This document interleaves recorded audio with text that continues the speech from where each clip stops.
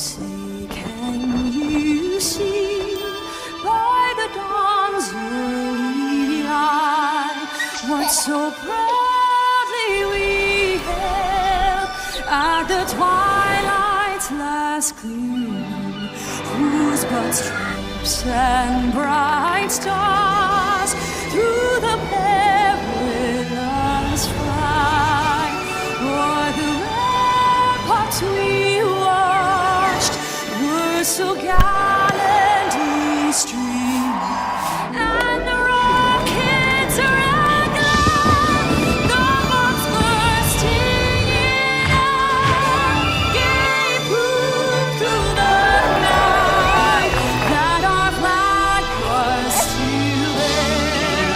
Oh, save us that star-spangled banner yet waved o'er the land of the free and the home of the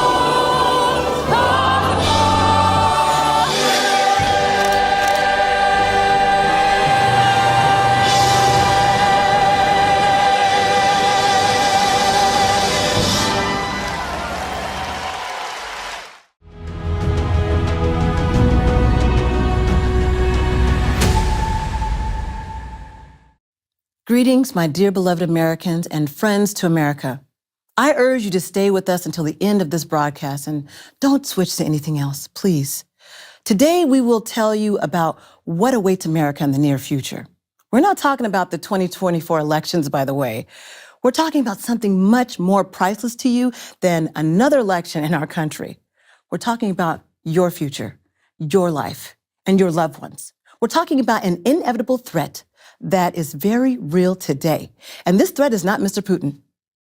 Americans and all living beings on our planet have at the most 5 to 7 years of relatively peaceful life left.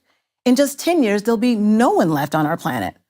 The cause of this will not be a third world war, but the escalating climate catastrophes that nobody is telling you about. But some of you are already experiencing it right now. Well, today we will tell you about them. Stay with us, and we will reveal the real reason behind the sudden climate changes and the intensification of catastrophic disasters on our planet. We will tell you about the devastating and inevitable cataclysms that await all of us in the coming years. We will examine 2 possible ways out of this situation and the objective reasons why humanity won't be able to choose either of these 2 options. And at the end of today's conference, we will disclose something of particular significance to every intelligent and thoughtful human being in America who cares about themselves, about their family. For the first time, we will provide you with detailed information on what steps you need to take to ensure the safety of yourself, your family, and your loved ones in the upcoming difficult and dangerous times some of you are already experiencing. The time has come for us, Americans, to think about ourselves, about America. It's time for Americans to think about not other countries, but about their own country, the United States of America. It's time for Americans to think not about other people on distant continents, but about their own people and their own family. Today, you will learn things that no one will tell you on the television screens and in the official media. You will discover the truth about the present and future of America. This information is exclusive for the smart thinking people of America, you Americans who are smart. For the real elite of America, the real elite is not those who rule America and are actively destroying it. The real elite is the thinking, intelligent, and hardworking Americans like you. The real elite is you. Dear Americans, you who have made America great, you who have sustained and continue to sustain its greatness to this day, despite everything, you deserve to know the truth on how to take care of yourselves and save your lives and your lives of your family. I address all intelligent and thinking Americans. Please listen carefully to everything that will be said today, and especially wait for the final part, because everything that will be discussed directly concerns your safety, the safety of your loved ones, the future of the United States of America. So let's begin.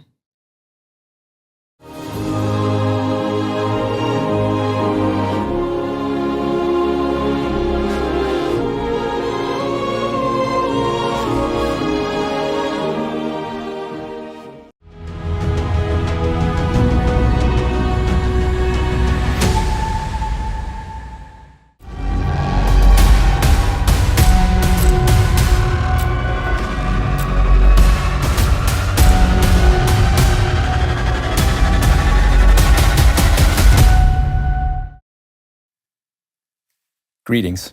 My name is John An, and I'm a volunteer of the Creative Society Project. By training, I'm a scientist and a business manager with a PhD from Technical University of Munich and a master's degree from UC Berkeley. I also hold an MBA from INSEAD.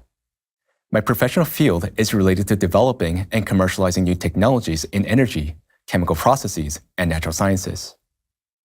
Since joining the Creative Society Project, I, together with many other volunteers, have been conducting research on the issues related to climate and geodynamic changes of our planet. The team has been carefully studying them over several decades, and recently, we have been observing various anomalies in all layers of our planet. And for many years now, I have been concerned about the future of my family, friends, colleagues, as well as my own. We will not delve into more detail, as you can learn them from our previous international forums and our website. But today, we'll present the findings of our work, which reveals the true cause of increasing natural disasters. Moreover, we will also discuss the imminent danger that each of us will face in the coming years, as well as a way out. So, let's first start by looking at a few pictures of our cities in the US, as sad as it may be.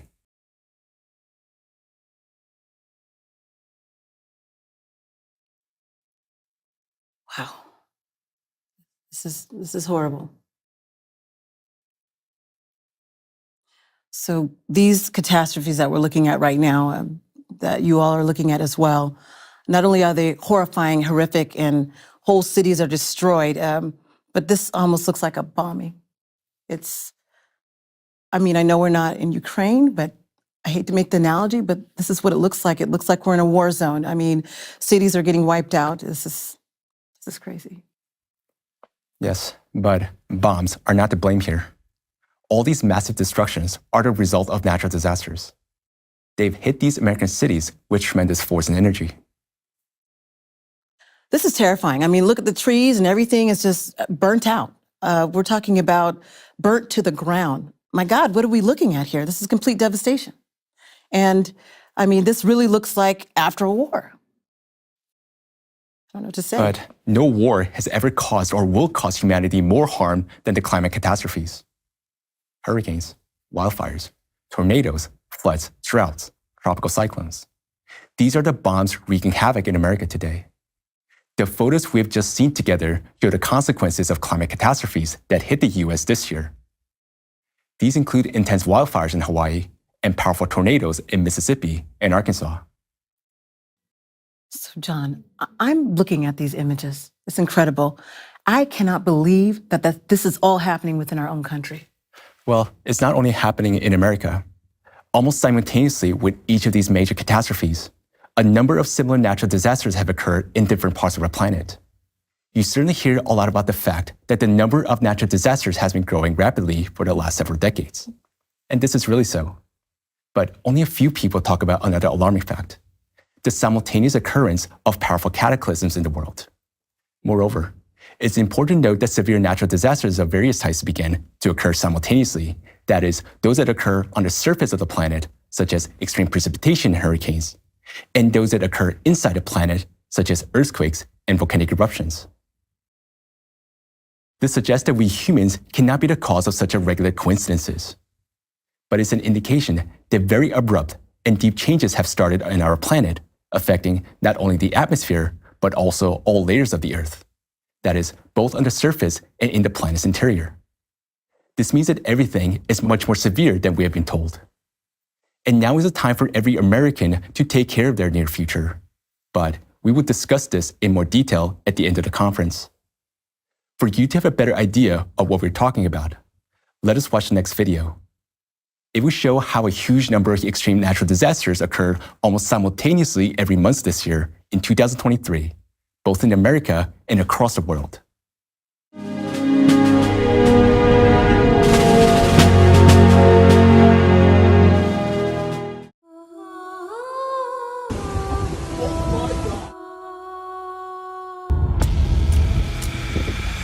I've been trying to salvage what I can all day, and it's just hard. There's a tower like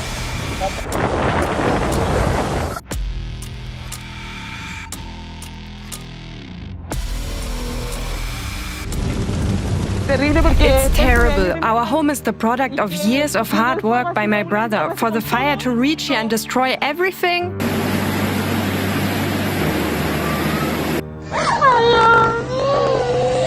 Semakin tinggi. Ayo cepat.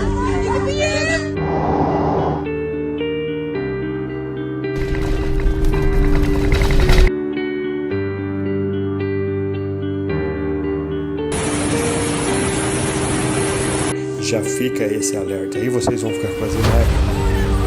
É uma cena assim. Pegou?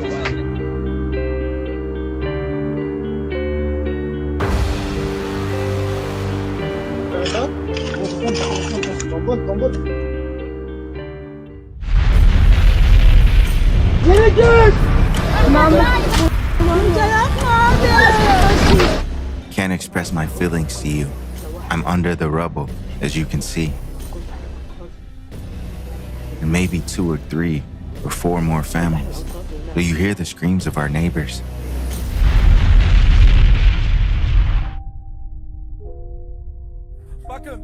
Look, my 3 children and my wife are lying on this construction site. This is the 3rd day of the earthquake. My children have already died here from the cold. Isn't it a shame that no one hears our voice?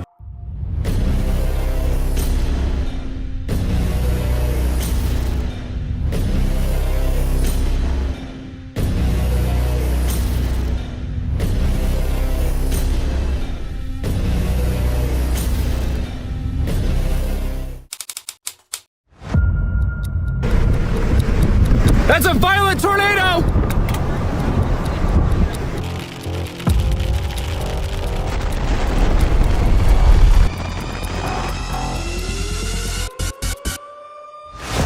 Rescue! Search and rescue! We don't know who's alive and who's gone. We lost a lot of people here, and I got my life.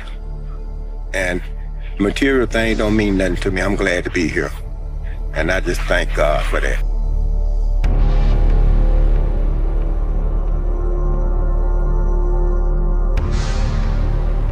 My little boy could have been in this if I had picked him up. Who lived here? My mom and dad, they're gone. We'll be able to do that.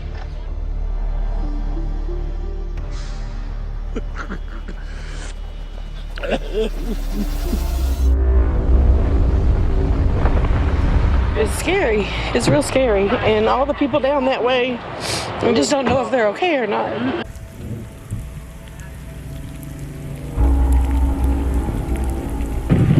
I think this is Richwood. This has Corner House. That house has been clobbered. This is the home of Lynn and Bud Bell. They had beautiful landscaping.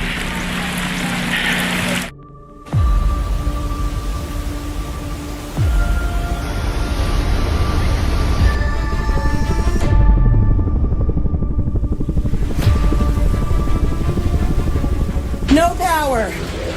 Oh my God!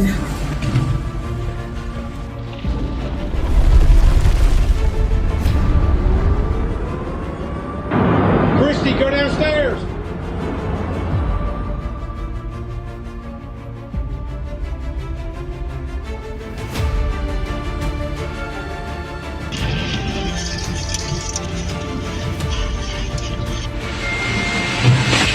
Oh my God.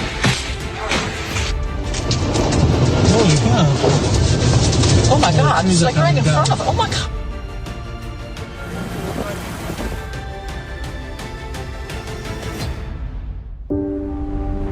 Is Coda in? Coda!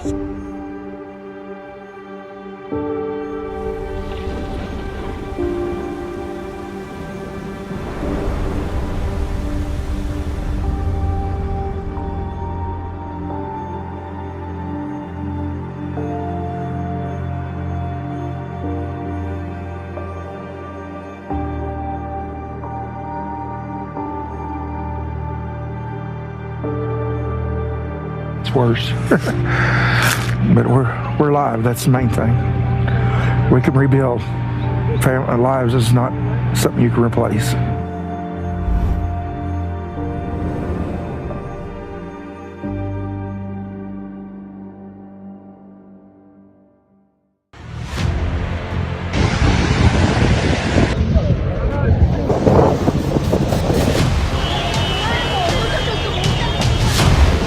Oh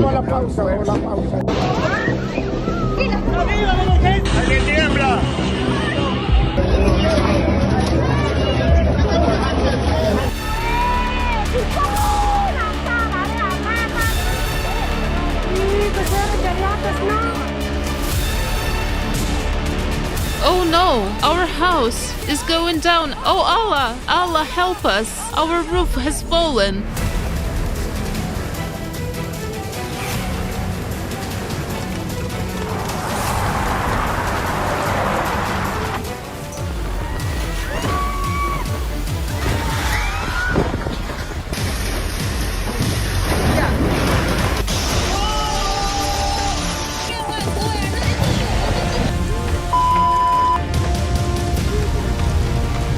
Everything, you know, all the houses, whatever houses there are, they're all on fire. Just all of them. Everything, every house is on fire from all sides.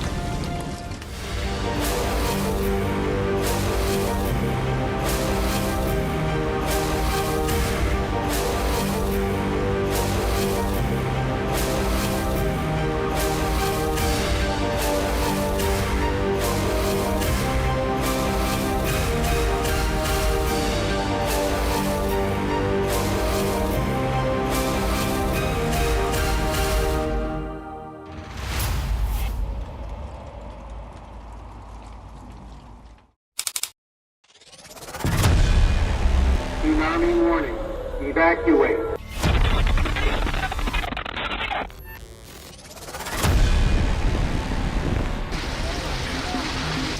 Oh my God!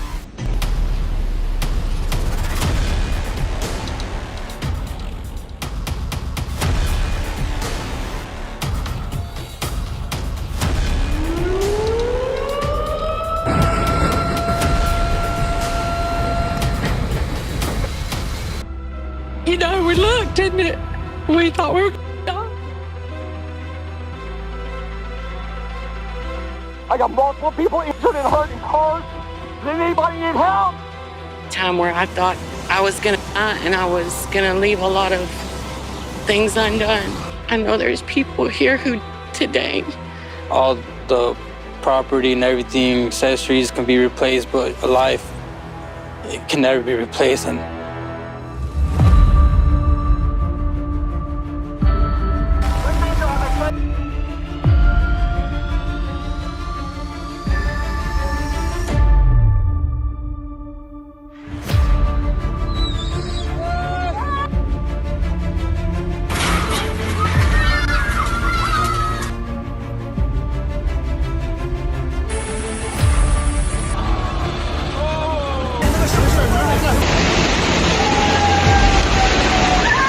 in 39 years, I've never seen flooding this bad.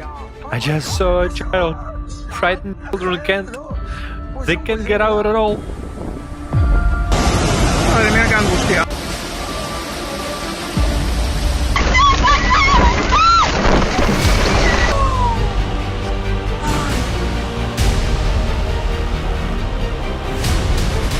Ісусе Боже, драгі.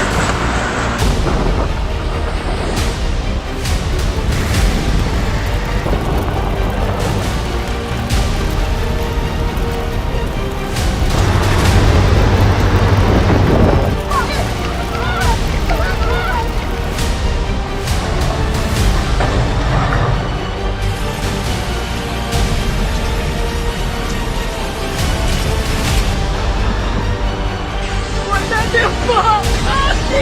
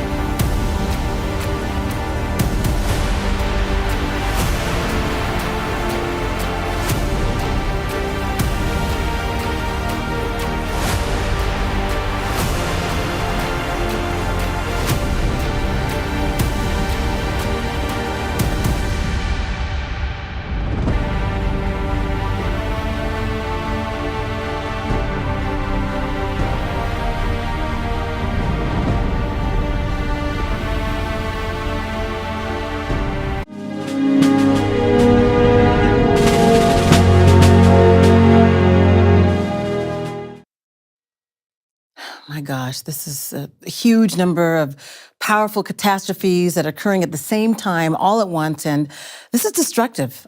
I don't know what to say, John. I mean, sometimes I'm watching this in the United States. This is a serious situation. I don't think people realize how serious this is, and the cataclysms are happening all over the place. I know that this is more serious than what we're talking about and what we're seeing on the screen. And this last video was that powerful to show us what's happening around the world. And I can't believe that there are people that are still saying that it's not happening. It's like, what do we say to them? They're saying that that's just floods happen all the time. Storms happen all the time. What are we supposed to say to them? Next time someone tells you this nonsense, like there's having disasters and hurricane previously in the US and the world, and nothing terrible is happening now. Ask this person, was there such a situation previously, let's say 10 years ago, when within just 1 month, such a huge number of large-scale natural disasters occurred as, for example, in August and September of this year? Namely, 9 powerful hurricanes and typhoons formed in various ocean basins. Moreover, 7 of them emerged in the Atlantic and Pacific Ocean around the US.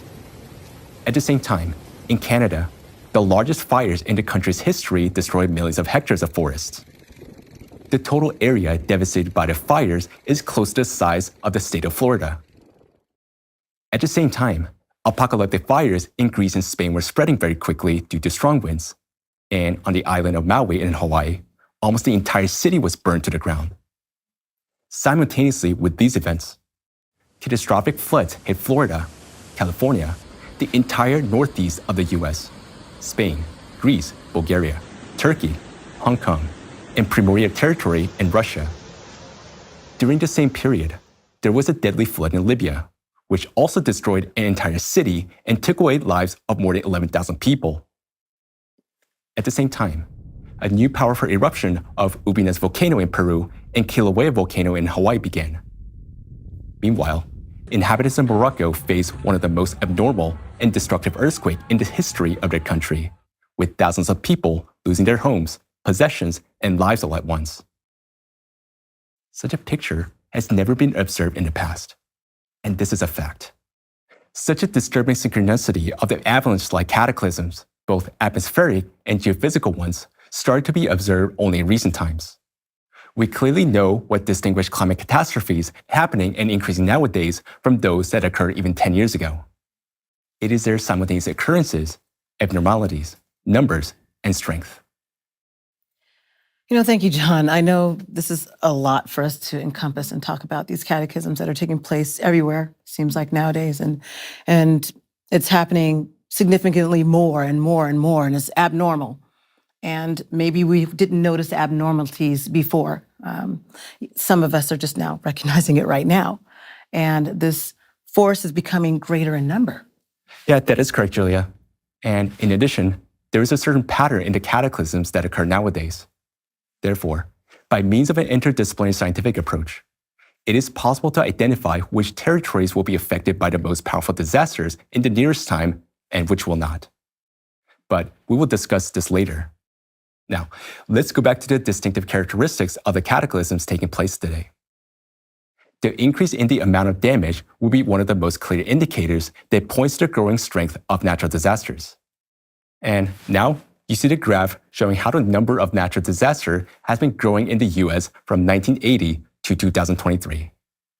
It depicts not just any natural disasters, but namely those that cause damage of more than $1 billion to the country. It is an enormous destruction and losses for a country and society. As you can see, since the beginning of the 2000s, the numbers started growing and, in fact, quite drastically. This suggests that at that point, disasters start to become more powerful and begin to manifest themselves with even greater destructive energy. The overall trend on this graph indicates that there are now more and more natural disasters in the US, and there are no signs of improvement. The year 2023 confirms this because even as of this September, the number of billion-dollar disasters in the US was already at an all-time high. By August 2023, 23 of them had occurred. This means that almost every week, something really terrible happens in some state or region. a large-scale forest fire, a widespread flooding, a strong tornado, a prolonged drought, or a devastating hurricane. At the same time, the average damage from each of these events in 2023 has amounted to about $2.5 billion. This is enormous destruction we're talking about. I'm trying to grasp my head around all of this and the great damage that we're seeing and the visuals that we're seeing here. And Tali, you know a lot about this, and I'm hoping that you can tell us from the scope of America's budget and the consequences of the climate disasters. Well, yeah, many people would think that America has such tremendous budgets and that we can, deal with any sort of natural disasters. But in fact, the short answer to the question whether we have enough money is no, we don't have those money. Even right now, if we look in details what has been happening, the Federal Emergency Management Agency actually made a statement not so long time ago that we are out of budget money for this year as to coping with natural disasters. And you know what's interesting? That the hurricane season has not even begun, but the federal agency is out of money. It's unprecedented. That never had happened before. And one of the main reasons for that is that the scope of natural disasters and the time they were dealing with huge wildfires in Hawaii, in Maui at the very same time, that was the very beginning of the hurricane season. We know that President Joe Biden at that time, he had to ask Congress for additional $12 billion of fundings to cope with natural disasters, which is also unprecedented. We always have enough resources to cope with those things, but not this year. And as you can see, tremendous amount of our money, our taxes, right? We pay a lot of taxes. Yes. Those should go to make our life better, to get infrastructure in place to help us deal with healthcare and so on. None of those money are going for those needs. None of those money are going to improve our lives. Most of our budget money are now being spent on these disasters. So the amount of money we're spending is tremendous, but it's not sufficient to cope with all the climate disasters. And over past 7 years alone, extreme weather cataclysms have caused our country a damage of more than $1 trillion. Just think about this number. And obvious trend shows that this amount is only going to increase. And cataclysms are not only eating our budget money right now, but they are also directly affecting citizens of America. So our houses, our cities, our streets, everything is being damaged. And in the year 2022 alone, guess how many Americans had to leave their houses due to natural disasters? 3.4 million people. That's a huge amount. And for most Americans, guys, most Americans have their houses, they have mortgages. If it's paid off or not paid off, it's like 2/3 of all the wealth you generate over your lifetime is your house. So having a flood that destroys your house and destroys everything in that house means you're losing everything as a person, as a citizen. Everything you made in your whole lifetime can be destroyed with one flood. And in addition to that, when it comes to businesses in the area, 40% of the businesses do not even reopen after a flood. 90% of the businesses in the area affected by the flood simply going bankrupt within 2 years, just because it destroys the whole economy of the region. So now you can see the graph on the screen, and it's pretty much showing you what is happening due to disasters. First of all, that light blue is showing you that the most damage done to our economy is coming from floods. This is the floods. And the dark blue is showing you the amount of money, how much it cost us to cope with those natural disasters. And you can see this trend is going upwards. And there is no sign of that trend of going to stop or going to decrease anytime soon. So, Tali, I think that's why many insurance companies have excluded compensation for damages due to natural disasters for their insurance policies. We have a better understanding of that. Oh, absolutely. Yeah, thank you. Thank you for that.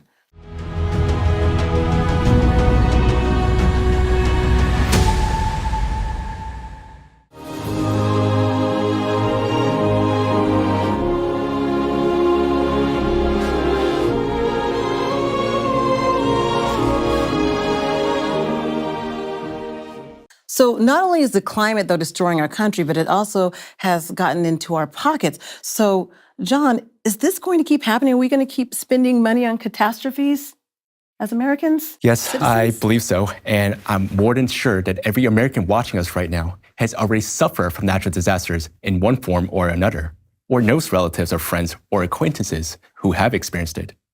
And I'm sure that many probably are wondering, what are my risks of losing my home, my business, or even worse, my loved ones and my life because of natural disasters?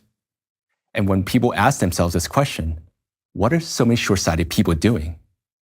They're waiting. What are they waiting for?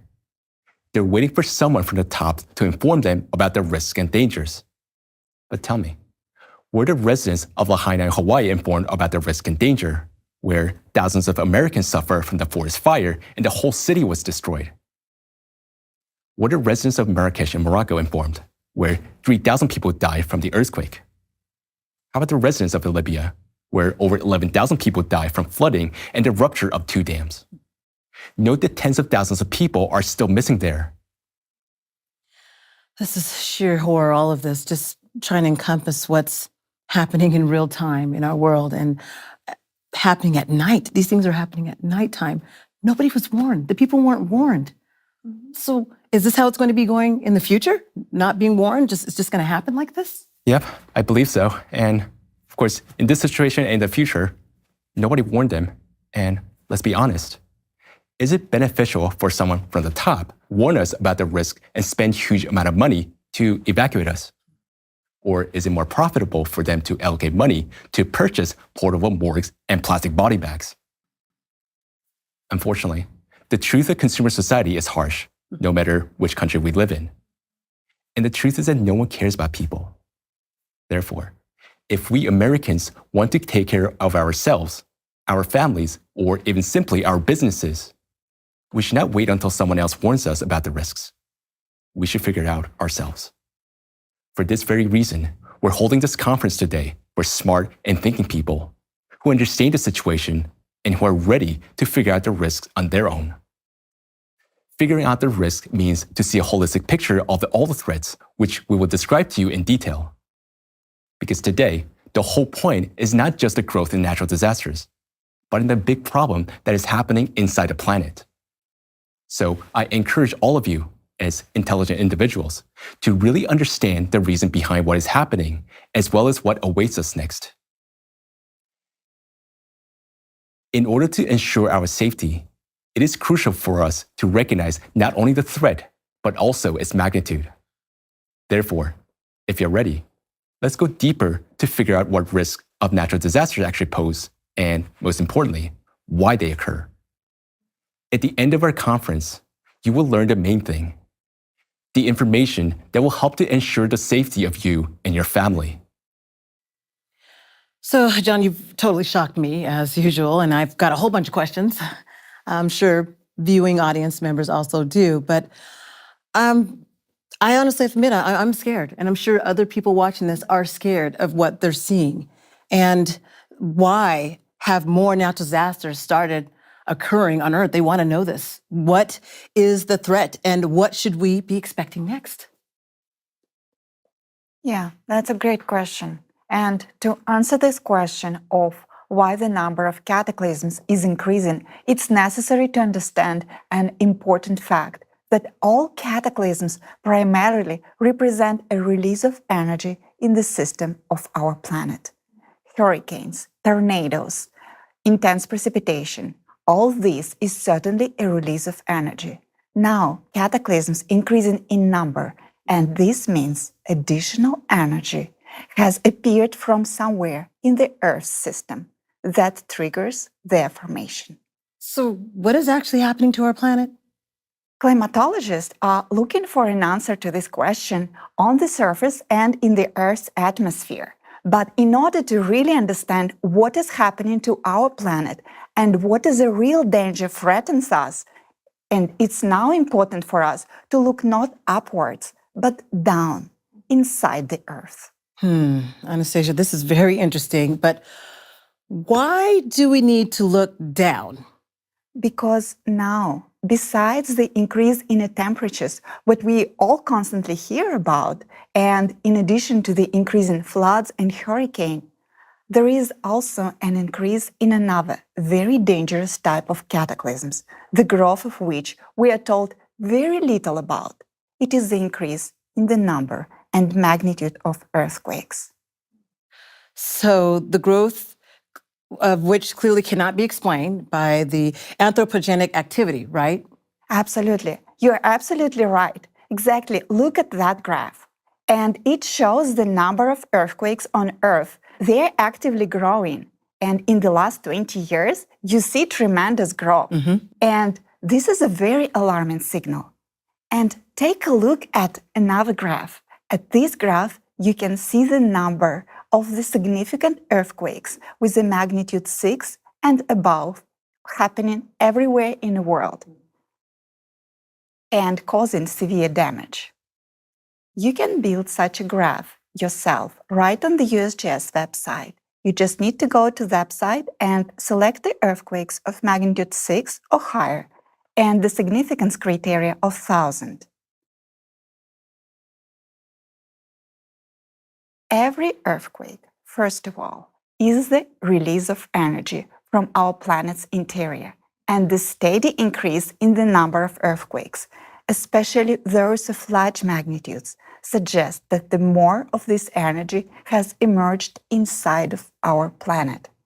At the same time, thermodynamics requires that in order the more energy to appear in a system, the more energy have to enter it.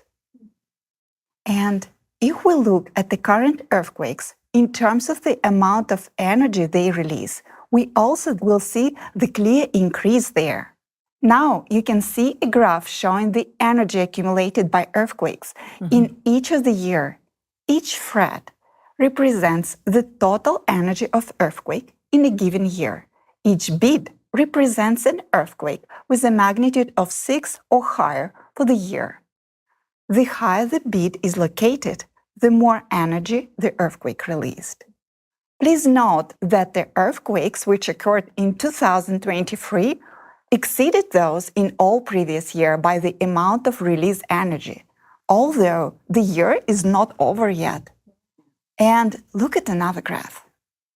This graph illustrates total accumulated energy from all earthquakes since 1995. Here you can see the rate of increase in the energy released by the earthquakes across the world. And please note that in the beginning, the energy was growing slowly. And then the growth starts accelerating. And from the year 2020, the released energy began to surge at a great pace. The graph shot upwards. This means that the rate of energy release is rapidly increasing. Both of these graphs indicates that the amount of seismic energy in the world is growing tremendously. And the more energy earthquakes accumulate, the more destructive they become. In other words, we are entering an era when earthquakes will not just occur more frequently, but they will have unpredictably large magnitudes and destruction. And activation of those tectonic plates, the seismic activity of what was not observed previously, is already ongoing. And the example of this is the earthquake in Morocco, where no one expected anything like that. This suggests that earthquakes began to appear in unexpected places. So, Anastasia, what is the threat to us Americans? For America, that means that in the near future, we will face high magnitude earthquakes in unexpected places. Let's take a look at the seismicity map of the United States. We all know that California is one of the seismically dangerous regions in the US. And there is a powerful earthquake is expected in the area. And we already witnessing the increase in the earthquakes. And on the graph, you can see the seismic activity along the Pacific Ring of Fire is increasing 5-fold. But the only few people know about the New Madrid seismic zone. And In the US, it is also one of seismically dangerous regions. In the past, it was exactly this region that experienced 4 of the largest North American earthquakes in human history, with a magnitude of 7 and higher. Now, taking into account the increase in the seismic energy, the probability of an earthquake with a magnitude greater than 7 in this area is greatly increasing. This earthquake may be similar in power and destructiveness to those that occur in Turkey and Syria this year. And of course, another huge risk zone is the Yellowstone supervolcano. Over past 25 years, the number of earthquakes there have also increased dramatically, and the activity in all other indicators on the rise too. All this indicates that volcano is already primed for its eruption. You know, I was shocked when I learned about this in the Yellowstone. At the Global Crisis, there's a Way Out forum. And if you haven't seen it yet, by the way, you need to go see that. You must watch it. It's a must watch from that video. So from that video, I realized that Yellowstone is like indeed unrested. Absolutely. That's right. And we will see even more signs of this unrest. And of course, it's now become more and more dangerous because there is now more energy in the earth. And this results in massive disasters in the near future. So where does this additional energy come from that's causing the much trouble? That's a very good question. And in order to answer this, we need to recall the Earth's structure. Our Earth consists of several layers. The Earth's core. In the very center of our planet, there is a core. The core is slightly larger than the planet Mars. That's how huge and heavy it is. The core is divided to inner core and the outer core. The inner core of the Earth has a temperature close to that of the Sun, and the size of it is 2/3 of the size of the Moon. And it's also very dense and very heavy. The densest thing exists on our planet is the core, and there is nothing denser. This is a very important fact. Please keep it in mind. We will come back to that later. Okay. The outer core represents a molten liquid stream of iron rotates around the inner core, the Earth's mantle. And right above the core, there is a mantle. It's a layer of molten matter, magma. Magma surrounds the outer core. The part of the magma which is closer to the core is hotter and more liquid, while the magma closer to the surface is colder. Inside the mantle, there is a constant mixing. Hot magma flows are rising up and the cold flows are going down.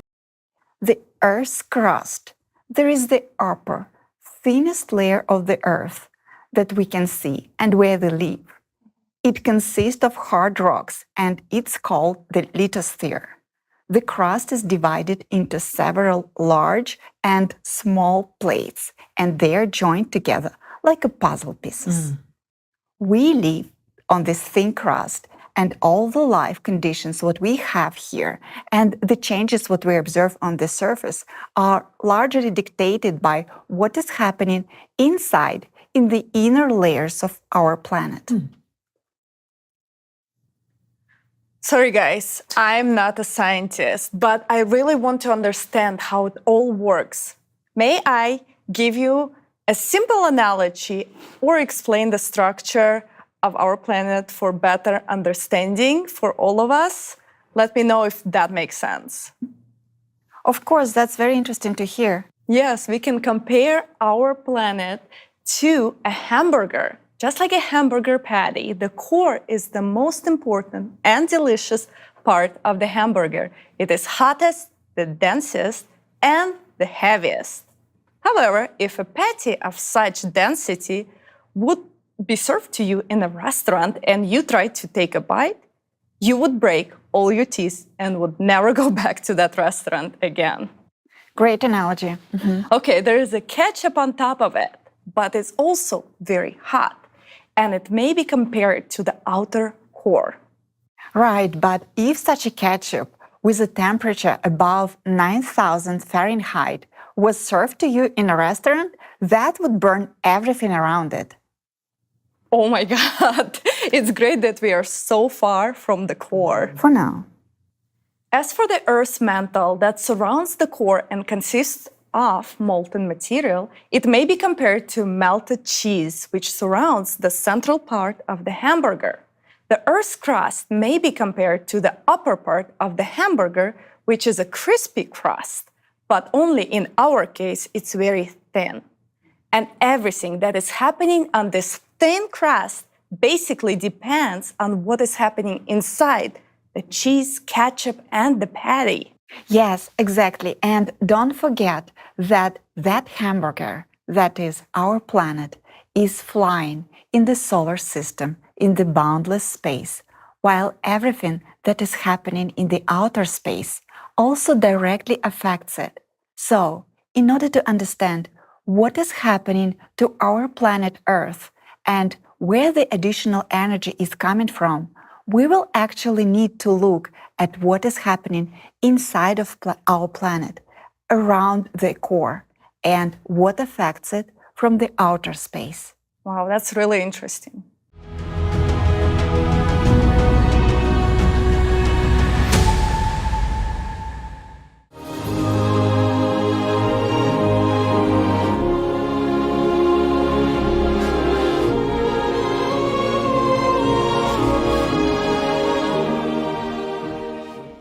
To begin with, you need to understand that the earthquakes that we discussed earlier occurred only in the Earth's lithosphere, meaning in the thin crust of a hamburger, in your analogy. Due to the movement of the tectonic plates, pressure accumulates. And when the pressure becomes too high, the plates begin to crack and shift, causing an earthquake. During an earthquake, tremendous energy is released, and this energy is measured as a magnitude. As we have seen, the number of the earthquakes is now growing all over the planet, and therefore the energy is growing in the planet interior. But does this mean that the energy is currently abnormally increasing only in the lithosphere? The answer is no. Please take a look at the following graph. On the graph, you can see that also the increase in the number of earthquakes, but not the one what we talked about earlier, and not the ones you usually read about in the news. Even scientists were shocked when they first learned about this type of earthquakes, because these earthquakes appear not where we're accustomed to detecting them, not in the Earth's crust, but where there is nothing to break and crack, in the Earth's mantle. They are called deep focus earthquakes and take place at a depth of 180 to 500 miles in the mantle, or according to your analogy, in the melted cheese. So what is shaking there in the melted cheese? That's exactly the point. Nothing is supposed to shake there. Deep focus earthquakes are caused by the powerful explosions within magma. These explosions are equivalent to explosions of thousands of nuclear bombs at a great depth. To make it clear, here is how the explosion of one nuclear bomb looked like, and here it is the consequences. And now imagine 1,000 nuclear bombs, and that's the power of the explosion taking place in our planet interior. It's actually what causes deep focus earthquakes. Now, please note that before the year 1995, the number of such earthquakes was relatively stable and small, but after 1995, their number increased quite drastically, and it keeps growing.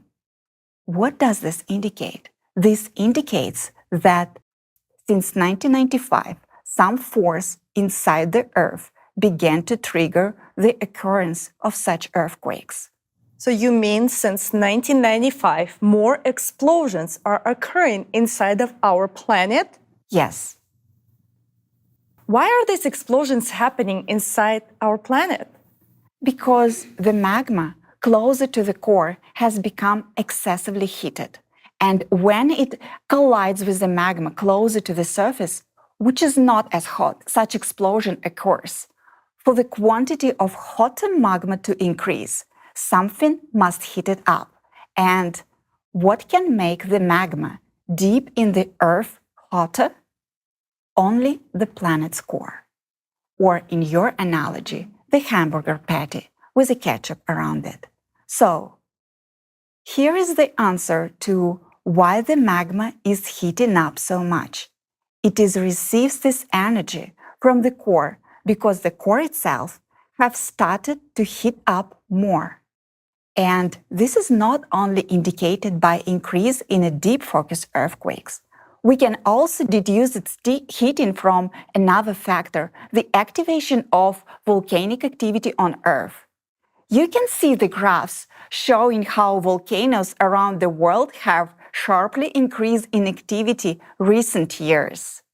The Kilauea volcano in Hawaii this year erupted many times already. Each time we see erupting with lava fountains. These are getting stronger and stronger, which means that pressure inside the chamber is increasing. And the heating from within also is intensifying. Confirmation of this can be seen in the composition of erupted lava from various volcanoes.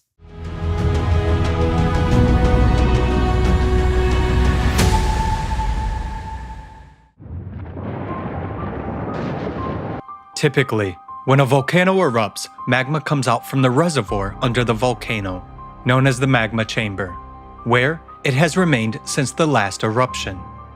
But now, something extremely abnormal is happening. Scientists are recording more and more eruptions of magma from the deep layers of the Earth.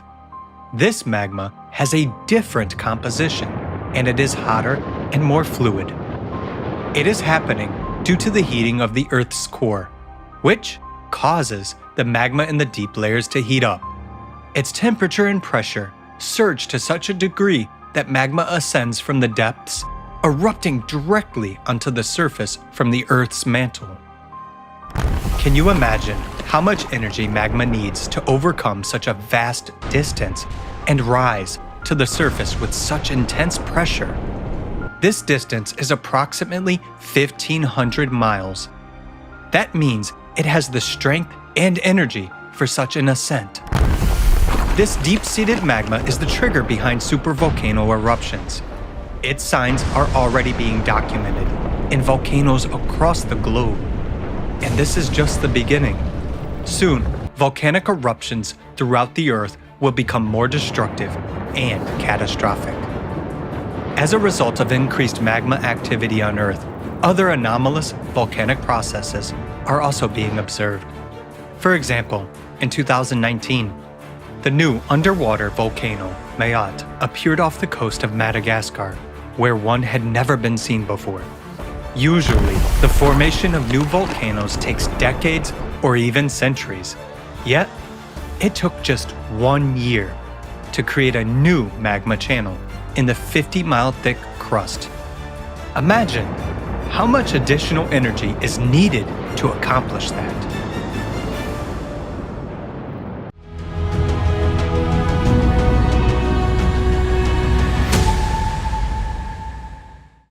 So it turns out that a volcano could appear beneath our feet at any moment? Yes. The heating of the core indeed provides tremendous amount of additional energy to the magma. This leads to its heating and ascent from great depth to the surface. The magma starts to erode our crust, which is why we see increased seismic activity and volcanism on the Earth and the risk of new volcanoes emerging. And there is another danger associated with the heating of the core. As you may recall, the Earth's core consists of an outer and inner layer. The outer core of the planet is a molten iron alloy.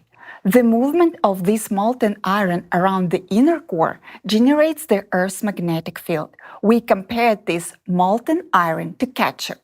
Well, this ketchup is now overheating. Due to this heating, the movement is accelerating, resulting in significant increase in the movement of the North Magnetic Pole. Take a look at the chart. Since 1995, the North Magnetic Pole has been moving 3.5 times faster. Also, due to the heating of the outer core, the Earth's magnetic field has begun to weaken catastrophically, especially in the last 30 years. As a result, our protection against the cosmic radiation and solar radiation is rapidly diminishing. You have probably noticed that the sun has become much more aggressive towards our skin, even during the winter. So this is why I got sunburned so quickly this summer, and even sunscreen lotions didn't help. You know, it's not just because of the sun, it's because the heating of the core.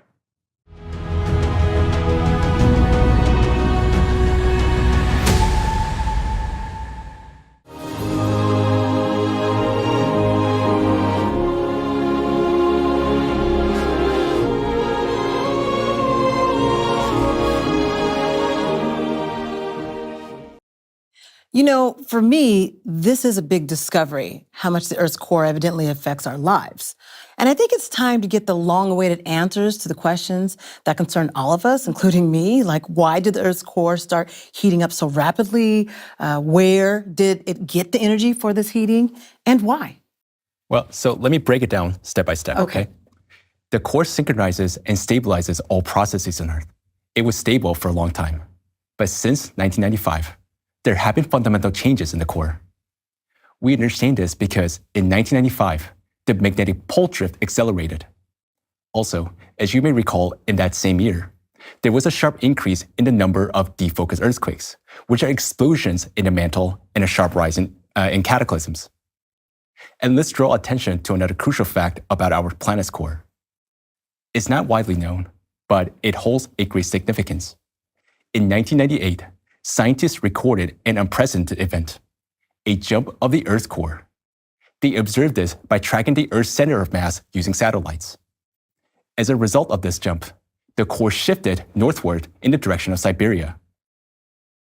So can we say that the meat patty moved inside the ketchup? Yes, you can say that. And due to the shift in the core in this direction, Siberia and North Atlantic regions are precisely where we observe abnormal temperature increases, which are clearly visible on temperature maps and graphs. As a result, already in Siberia, the thin lithospheric crust is beginning to melt from magma. This process will lead to global catastrophe capable of destroying our planet. I remember at the beginning you mentioned that the core is super heavy and dense. So how could such a massive object move? Well, that's an excellent question. So our core must have received an additional energy impulse to make such a jump. Okay, so how enormous must this energy be to make such a massive object like shift, though? Right, so it must be a colossal amount of energy, right? And inside the Earth, there's simply no source of this energy. But we remember that the Earth is a planet flying through space, and everything that happens in space also affects it. Therefore, the answer to the question of where the additional energy to the Earth's core comes from is evident. It comes from this space. It's undoubtedly something external cosmic influence that provides additional energy to the core of our planet. And this is a well-established fact. We know this for sure because we can see how this influence is currently affecting other planets. And it affects them in exactly the same way as the Earth. In sync with the Earth, other planets have seen an increase in seismic activity, volcanic activity, and changes in their magnetic field parameters in recent decades. On the screen, you can see numerous studies on these changes on other planets. So, we now understand that what is happening to the Earth is due to the exposure to the planetary-wide cosmic influence, which is intensifying severe natural disasters on the planet. Moreover, the energy from this influence is so powerful that it even awakens geologically dead planets. Even on Mars, they've recorded an increase in seismic activity, even though it's believed to have an inactive core. Powerful Marsquake occurred in August 2021, and it was 5 times stronger than the previous recorded ones. Researchers found that the Marsquakes are caused by the rise of molten magma beneath the surface of the Mars. At the Martian South Pole, ice is melting from the bottom up due to the increased heat flow from the depths, indicating that Mars' core is also heating up. Very soon, even more powerful Marsquakes and volcanic eruptions will occur on Mars. Wait, are the cataclysms also growing on Mars? But Elon Musk plans to relocate people there in the future and build cities. Well, exactly. Cataclysms are also increasing on Mars. Besides that, Mars lacks oxygen, has very little water, and its atmosphere consists of carbon dioxide. Mars doesn't have a uniform magnetic field, which is vital for humans. Does it sound like an ideal condition for human colonization? In reality, Mars has already missed its chance for life. But we still have that chance, so stay with us until the end of the conference. And today, we'll propose a much better solution than Elon Musk. If it's such a powerful energy that drives the core of these planets, then the question arises, if it's so colossal, why haven't we heard about it anywhere? Why don't our instruments detect it? Well, because it doesn't interact with our instruments. Let's watch the video that explains the nature of the external influence.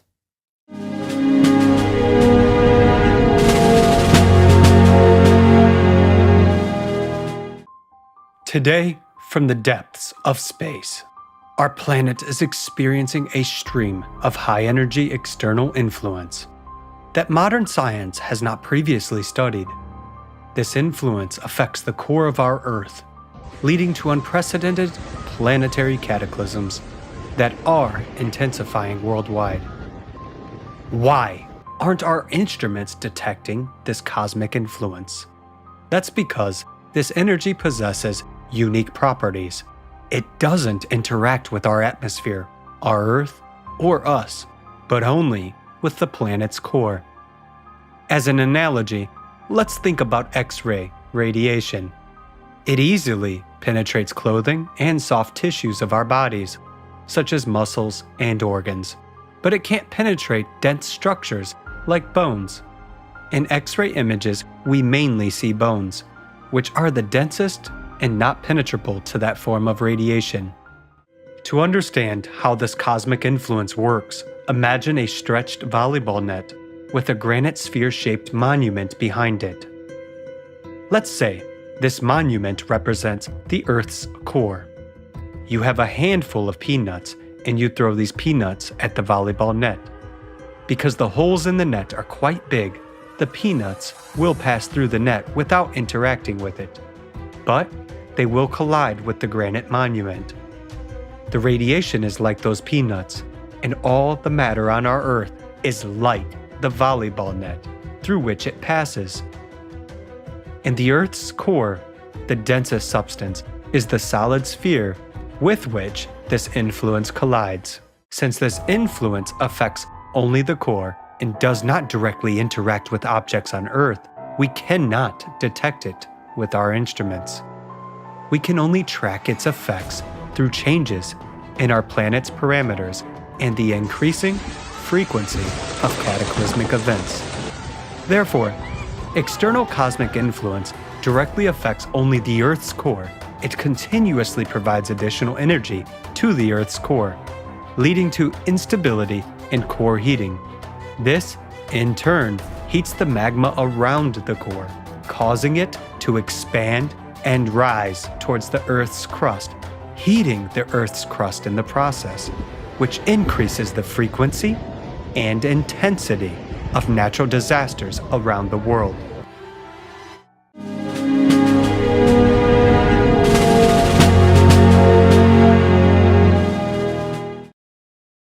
The influence of cosmic radiation on our planet can be compared to placing a hamburger in the microwave. Microwaves only affect the patty itself by receiving energy from the microwaves. The patty heats up on its own and heats the entire hamburger from the inside. But if we don't turn off microwave in time, it will be disaster for the hamburger. Well, that's the same kind of disaster that's happening in our planet today. Can we just turn off the microwave or somehow shield ourselves from the influence to prevent these catastrophes? Right. It would be nice if we could. That is, find a way to shield ourselves from this influence.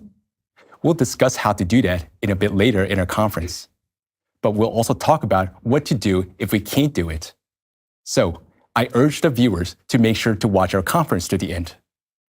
We will share information that is critical to your life. You know, I have a question here. I have a lot of questions. How long will this cosmic influence that's causing these horrifying consequences on Earth, is it going to be forever? I mean, is this going to accumulate? Is it going to be with other planets? The depths? What should we expect here? Expect global catastrophic changes. To find out exactly what happens on Earth in the coming years, let's take a look at what happens in the past.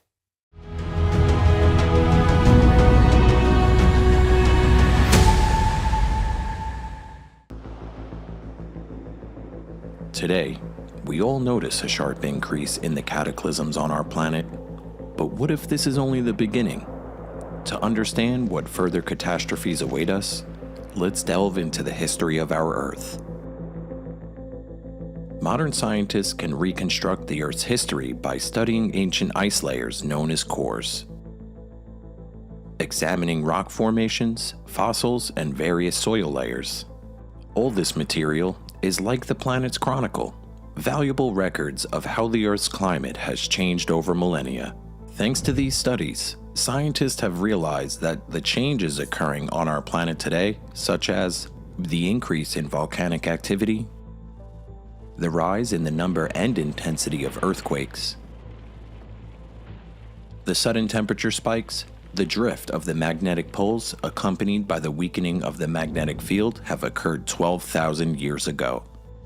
Specifically, 12,000 years ago, the global temperature surged by a staggering 15 degrees Celsius over the course of several decades. A significant portion of glaciers melted, catastrophic floods and tsunamis started. Some areas on Earth became submerged entirely due to a rapid rise in sea levels. Continents experienced mega-earthquakes, supervolcano eruptions, and massive fires, as evidenced by layers of ash in rock formations. The composition of these layers suggests that 12,000 years ago, volcanoes were not merely erupting. Their magma contained rare elements found only in the deep layers of the Earth near the planet's core.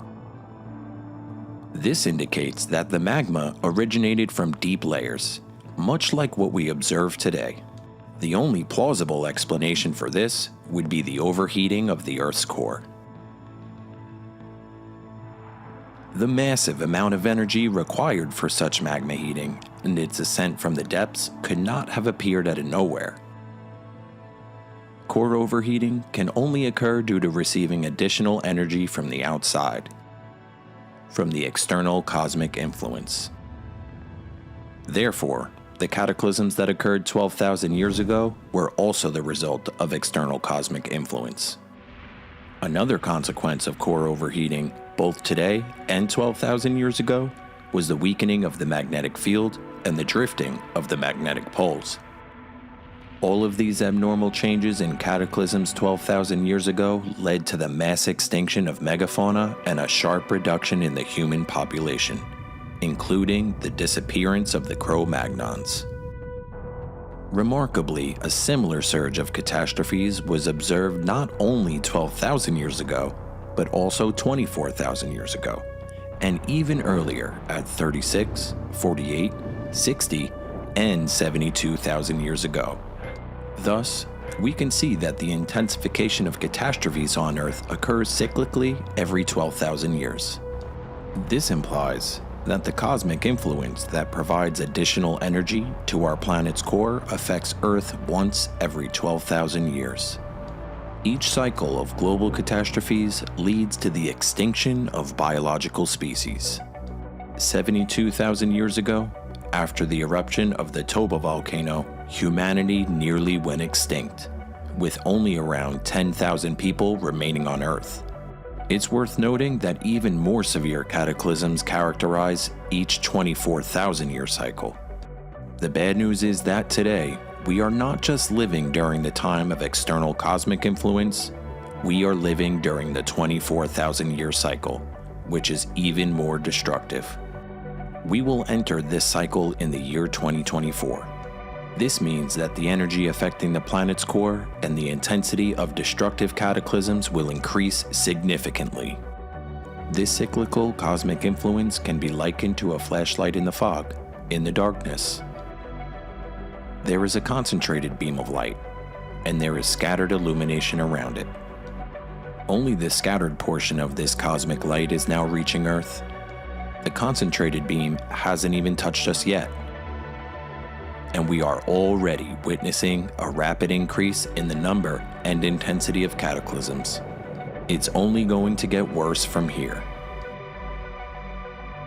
Based on all the facts and gathered data, it can be said confidently that we are entering an era of immense catastrophes of unprecedented power and scale.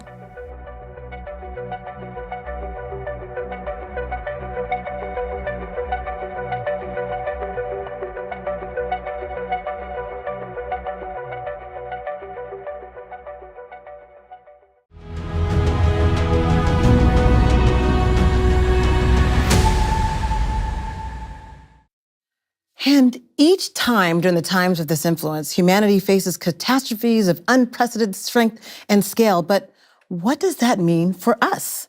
How quickly will all of this unfold and our future generations? There's a lot at stake here. And will they be destined to experience this, or will it happen during our time? Well, the dynamics of increasing catastrophes that we're witnessing on Earth today indicate that this is not a problem for our future generation. It's a problem for our generation, and it's already happening. In the coming years, the situation will become catastrophic for us. So we're going to experience these horrors like for how long? I mean, is this what occurred in the previous cycle? Is it going to be that bad, John? Well, unfortunately, it will be much worse and more horrifying than in the past because we're in a much worse position than the people who lived back then. Wow. But why is that, though? Because a vital mechanism on our planet has broken down. You see, in a previous cycle, humanity survived as a species thanks to the fact that a specific natural mechanism on Earth helped dissipate additional energy from cosmic influence back into space. In simpler terms, this mechanism worked like a cooling system, releasing some of the heat from the Earth's depths into the atmosphere, preventing an excessive accumulation of heat within the Earth. While this did not save the Earth from the supervolcanic eruptions, it did maintain some conditions for the survival of the human species. Unfortunately, this natural mechanism is now broken and no longer functions. This mechanism is the ocean, and we, humans, have killed it. We have killed the ocean, which means we have killed our chance for survival. Let's watch the video about ocean.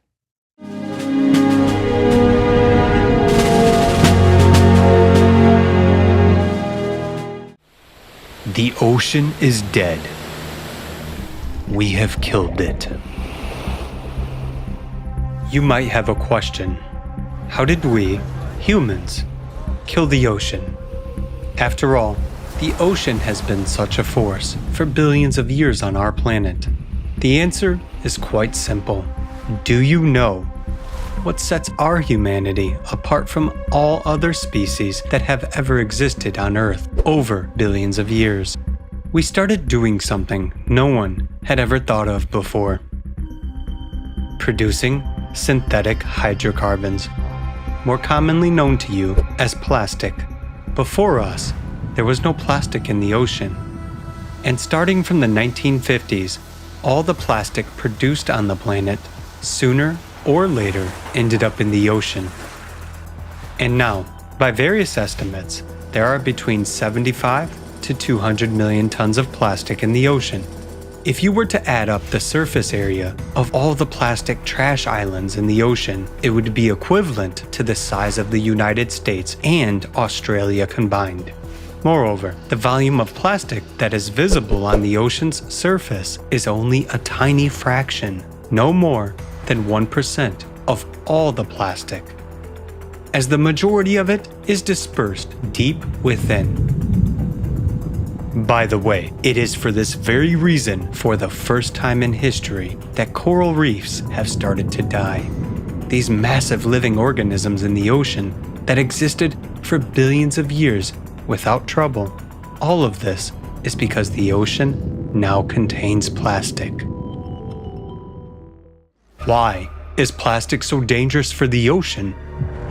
Since plastic does not biodegrade and decompose in the environment, a significant portion of it simply breaks down into smaller particles known as micro and nanoplastics. These particles permeate the entire depth of the ocean. Practically every drop of the ocean contains nanoplastic particles. Due to its specific composition, microplastics have a unique property. They disrupt the ocean's heat conductivity. Due to the presence of microplastics, today, the ocean cannot dissipate excess heat from the magma, which is overheating due to the additional energy being directed towards the planet's core from cosmic influence occurring in a cycle of every 12,000 years. In previous cycles, thanks to its cool temperature, the ocean used to absorb excess heat from within the Earth, release it to the surface, and subsequently into the atmosphere and outer space. But now, instead of effectively dissipating heat from the Earth's depths, the ocean retains the heat within itself. Imagine, the ocean has become like a thick blanket, holding heat underneath and not letting it escape. It doesn't allow excess heat to leave, causing Earth to heat up even more, including the ocean itself. This leads to more water evaporating into the atmosphere, and microplastics transition from water to air, accumulating there.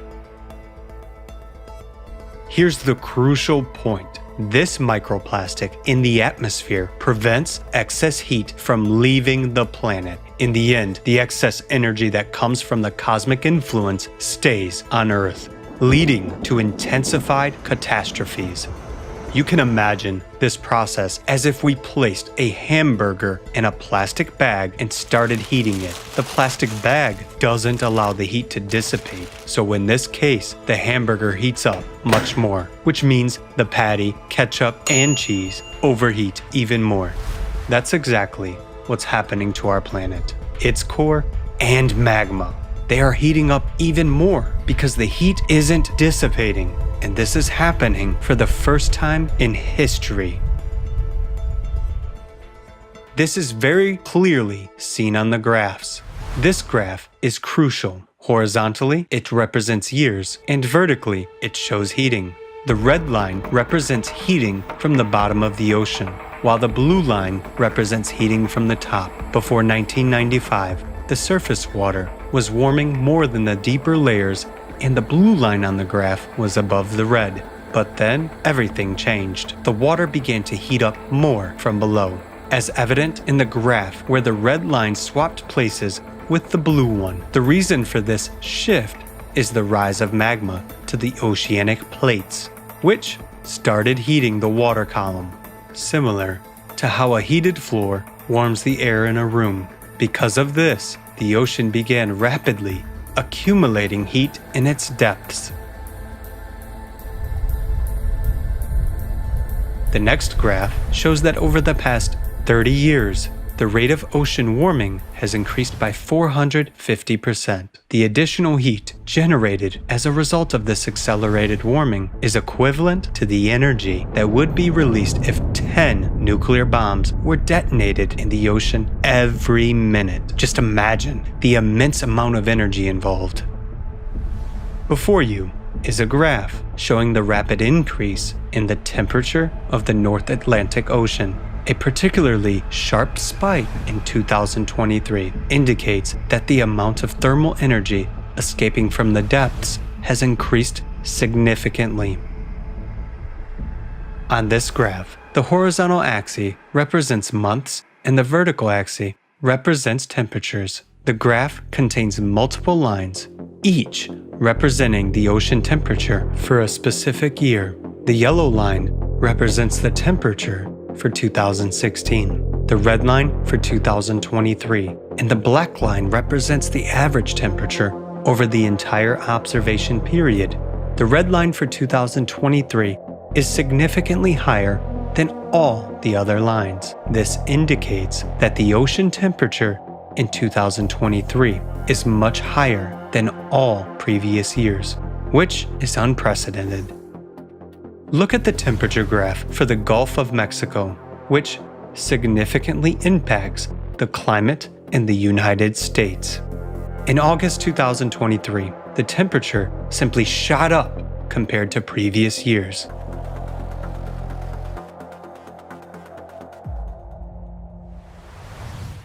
What consequences does ocean warming bring to us? It's important to understand that the ocean is the kitchen of weather, and an overheated ocean triggers the growth of natural disasters. This is why we will see even more catastrophes both in the United States and around the world. Oceans on different sides surround the United States. Imagine that there are colossal boiling pots of water near us. The water evaporates, and then, when it accumulates in the atmosphere, it leads to intense precipitation. These precipitations then fall as extreme downpours in a matter of minutes, leading to sudden floods and landslides. Ocean warming fuels hurricanes and storms, provokes heat waves, and leads to the growth of tornadoes and hailstorms. In this way, we see that due to ocean heating caused by the rise of magma, more and more cataclysms are occurring. Microplastics exacerbate this heating process. The accumulated energy is being unleashed across the planet in the form of increasingly powerful catastrophes in the USA and worldwide. Will we manage to take measures to save the ocean before it, in its demise, takes us with it?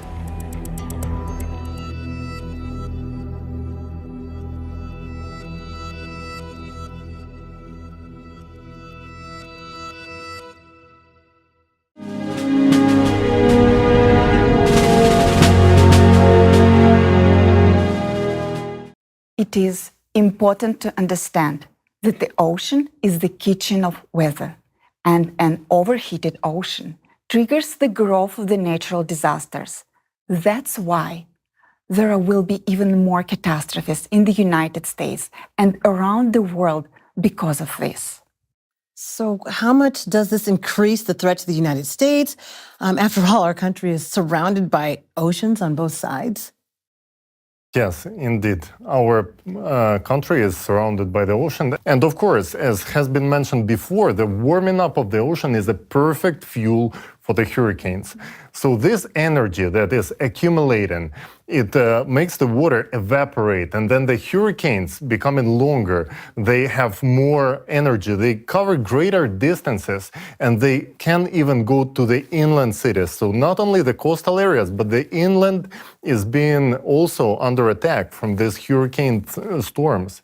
And what we have been seeing today, that these regions, the area of the regions impacted will go deeper and deeper inland. And, you know, one of the most scariest probably thing about this is how fast this hurricane can intensify and go from category 1 to category 4 in less than 24 hours, just like Hurricane Idalia did. It was a perfect example. It exactly grew from category 1 to category 4 in less than 24 hours. And as the result, you can see it on the screens right now. Florida was hit by devastating waves up to 9 feet high. It's resembling a tsunami, to be honest. And residential homes were simply destroyed. It's ruins right now. So let's see what is happening on the continent during such events. When heating of the Earth, the interior of our planet is heating up due to the rise of magma. And then what we're witnessing on the surface, it's deadly heat in the summer of 2023 in the US. Over 6,500 heat records were broken in just a few months. In Arizona, temperatures of asphalt, sidewalks, and concrete reach 180 Fahrenheit. So residents suffered from burns just from touching the ground. And of course, according to the NOAA monitoring data, another factor plays role. It's tornadoes. So tornadoes intensified, and the tornado alley, the region what used to be affected by tornadoes, it's expanding. And those tornadoes occurring in the parts of the US which were never hit by tornadoes before.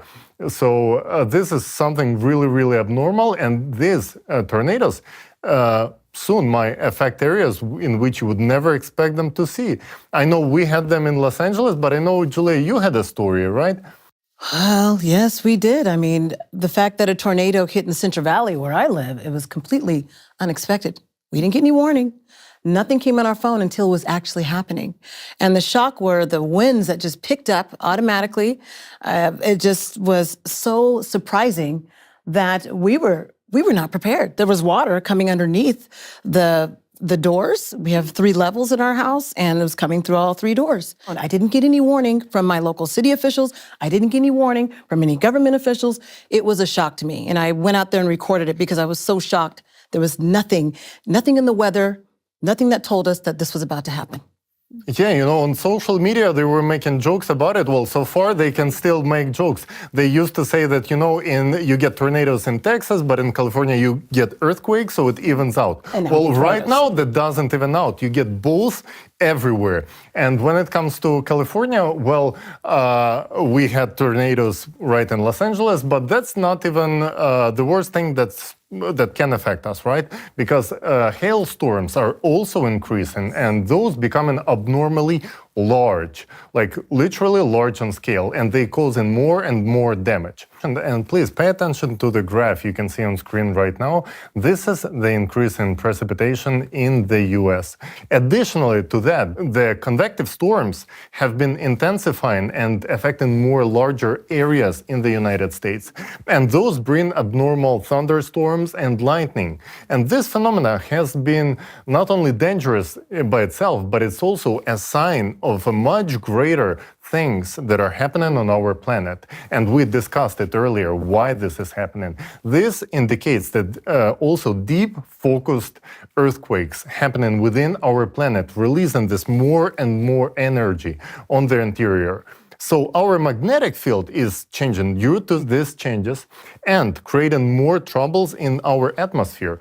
And there is another threat coming from there. Those are abnormal threats that are happening in our sky. And due to the ocean warming, we get in this difference in the atmospherical temperatures. And those causing unstable pressure, which for us regular people means more danger when we're traveling in the airplanes.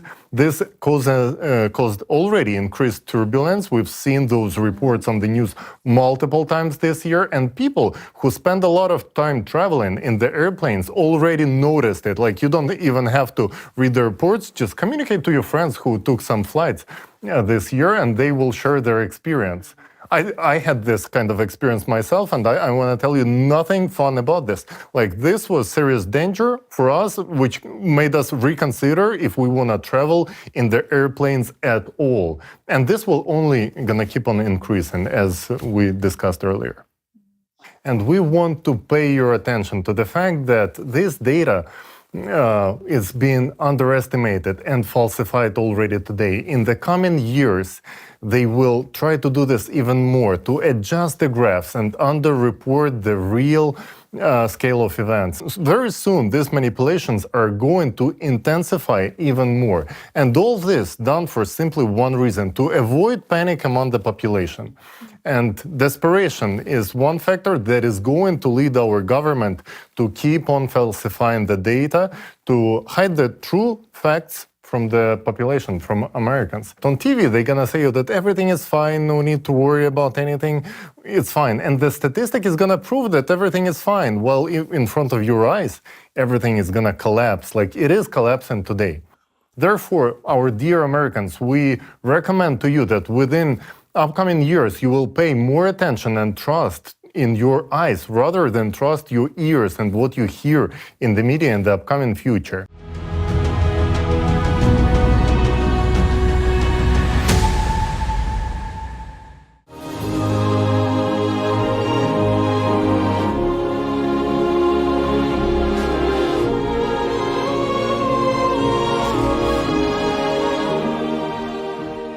Let's summarize. So, in recent years, we've witnessed an unprecedented increase in record-breaking catastrophes in the United States and around the world. The rising climate disasters demonstrates an increase in energy accumulating in the Earth's depths and releasing to the surface. The cause of all these climate anomalies on our planet is the destabilization of the Earth's core and the rise of hot magma triggered by external cosmic impact.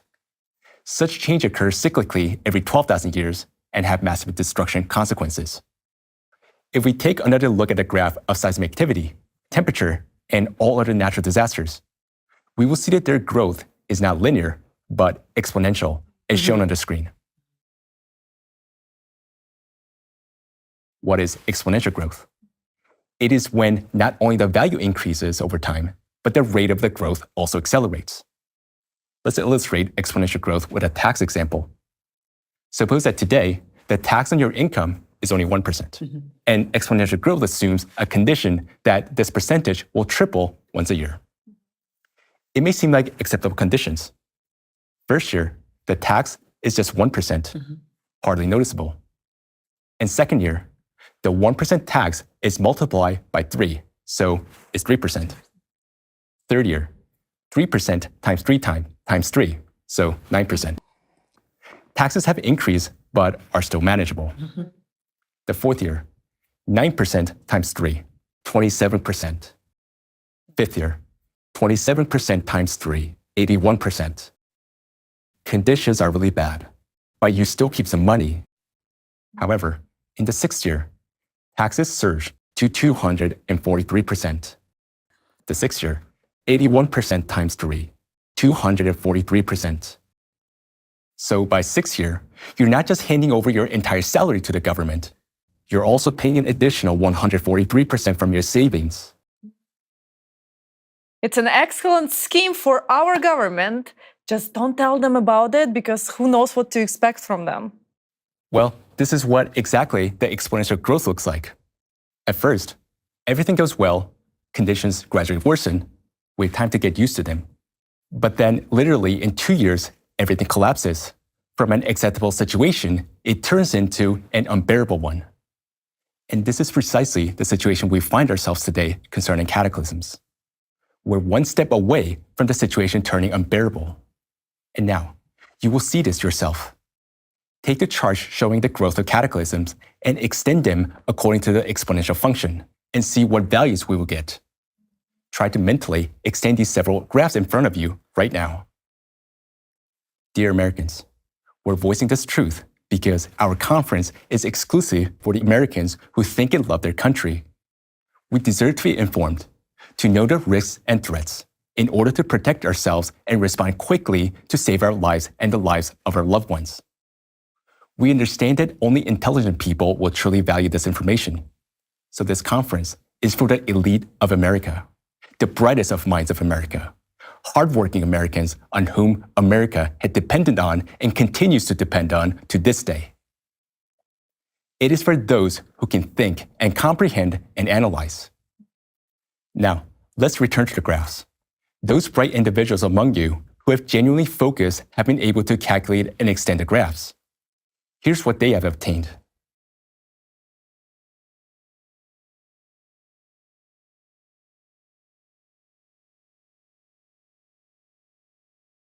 Did it match your calculations? Of course it did, because it's a pattern. It's mathematics. There's no other way it could be. But what does this mean for us?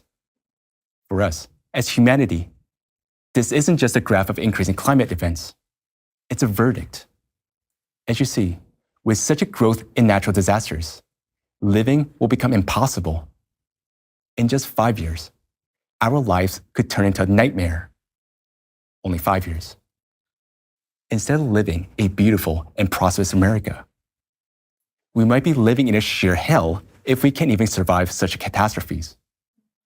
Look at the exponential extensions of the graph of earthquakes with a magnitude greater than 3. See how the number of earthquakes has increased. The increase in their number suggests that their magnitude will also increase. This means that the number of strong earthquakes with magnitude higher than 6 also grows. In just 5 years, Earthquakes like the ones we saw in Turkey this year will happen practically every day in different parts of the planet. How many cities do you think will survive? The more earthquakes occur, the more energy is released, and the tectonic plates we live on become more unstable. Consequently, earthquakes will occur more frequently and their intensity will only grow. In that case, we will realize that by that time, the conditions on Earth will be entirely incompatible with human life. Americans, you are intelligent people.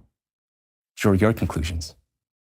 As you take in all this information, we know the question arising in your mind.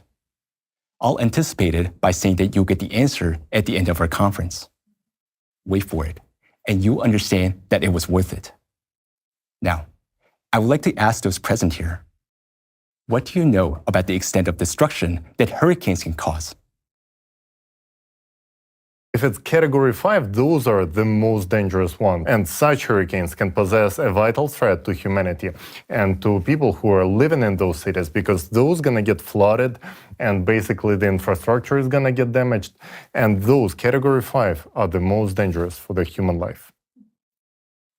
The damage caused by hurricanes, as you described it, is happening right now, but in a few years, the damage from hurricanes will be entirely different. That's because, considering the accumulated energy in the ocean and the atmosphere, the energy of hurricanes will also grow exponentially. What we will face are tornado-like hurricanes. After such a hurricane passes, it's an understatement to say that cities will be destroyed. It will be a flat landscape. Nothing will be subject to recovery because there will be nothing left.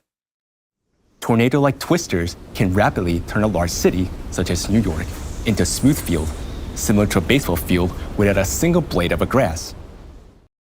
And damage from super tornado-like hurricanes could amount to absolute $0.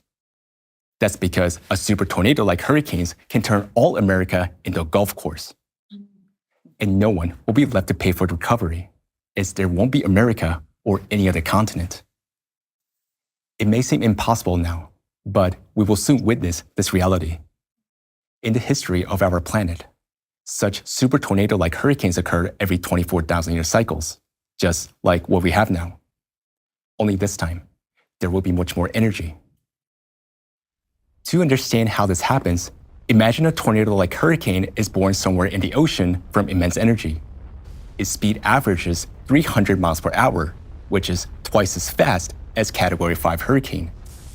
As it reaches a continent, such a hurricane first tears apart our skyscrapers, shattering them into small pieces and colliding these pieces with other buildings, lifting cars and metal structures into the air. This iron-filled flow grinds and simply obliterates everything in its path into dust, like a sandblasting machine. The collision of these fragments from the destroyed buildings generates an enormous amount of energy, because any material, when it breaks apart, releases energy.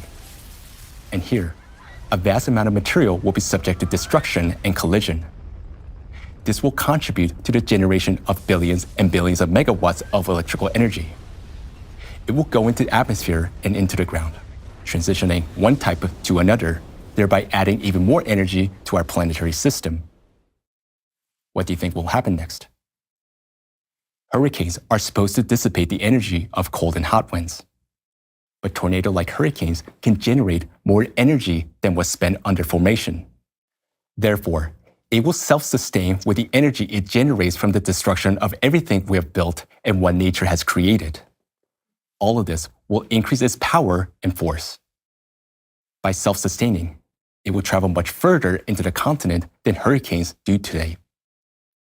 Plus, the energy will transfer it to the atmosphere and the earth, serving it as a seed for the next tornado-like hurricanes and other climate catastrophes. In the past, similar hurricanes ground entire continents to dust, erasing even mountains in their path. This reality awaits us in the coming years due to our position within the cycle of external cosmic influence, heating our core and triggering the growth of cataclysmic avalanches of destruction. We can clearly see that by the time this impact subsides, nothing will be left alive on Earth, including the planet itself. All that will remain of our blue planet is a lifeless semblance of Mars.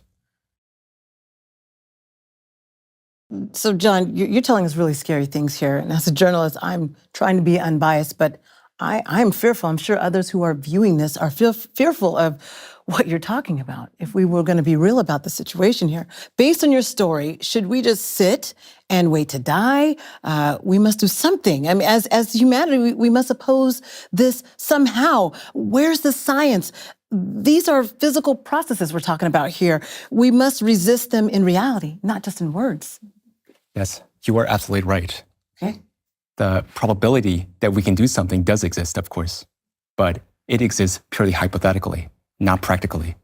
Today at the conference, we will discuss existing options for the survival of humanity.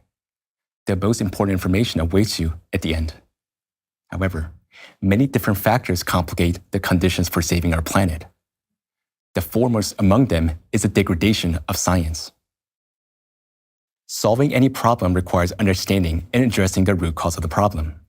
For natural disasters, this is an external cosmic influence. But today, science is busy tackling another issue. In climate science, there is a dogma that climate change is driven by CO2 from humans, and any other viewpoints are censored, meaning that it is simply wrong or anti-science. Even questioning it is a taboo. And in fact, anyone challenging this dogma faces consequences. It's like a modern witch hunt. For example, I shared last November about how my freedom of speech was threatened at work. Multiple Creative Society channels were censored on social media. Many prominent scientists whom we know were bullied, and it cost them their reputation, career, and even life. Science should be driven by observation and reasoning. But today, science has become like a religion, which is based on dogma, intolerance, and authority. Such rigidity will not allow science to pivot, advance, and solve climate problems. Moreover, science lacks unified effort and mission. Understanding and solving climate problem is a complex task. It requires close collaboration among scientists from various disciplines. But today, science is divided. Just like this picture, most scientists study only her own narrow field, and thus almost nobody has a holistic understanding, especially in climate science. Moreover, the goal of scientists today is not about solving problems together and serving humanity. It is about individual survival and achievements, for example, securing grants, earning titles, and gaining wealth. Such is the design of our consumer society. As a result, science lacks comprehensive understanding of the problem and unity to work together and find solutions for climate. In summary, science fails to address the root cause of the climate crisis. And yet, it is unwilling to pivot, and the scientific community appears to have other priorities. Science will not deliver a solution for natural disasters. But what we can count on is that science to be used primarily for maximizing profit and power rather than serving people. Just note how much funds are directed towards electronic gadgets or weapons compared to disaster warning or rescue technologies. And let's be honest, in today's world, who would invest money to develop technology to save your life when one can make billions or gain dominance with that same money? Take Hawaii, for example. Billions were spent for the military base with state-of-the-art weapons and equipment, yet pennies for rescuing services and technologies. And we saw the consequences a few months ago. The eyewitnesses story that you will hear next will highlight that not only science, but the entire system today, including government, federal agencies, and emergency responders, also fails to address climate problems. In Hawaii, thousands were left helpless. Those who were supposed to help had other priorities. And it becomes clear how our society operates and what it truly values. Let us now watch the video.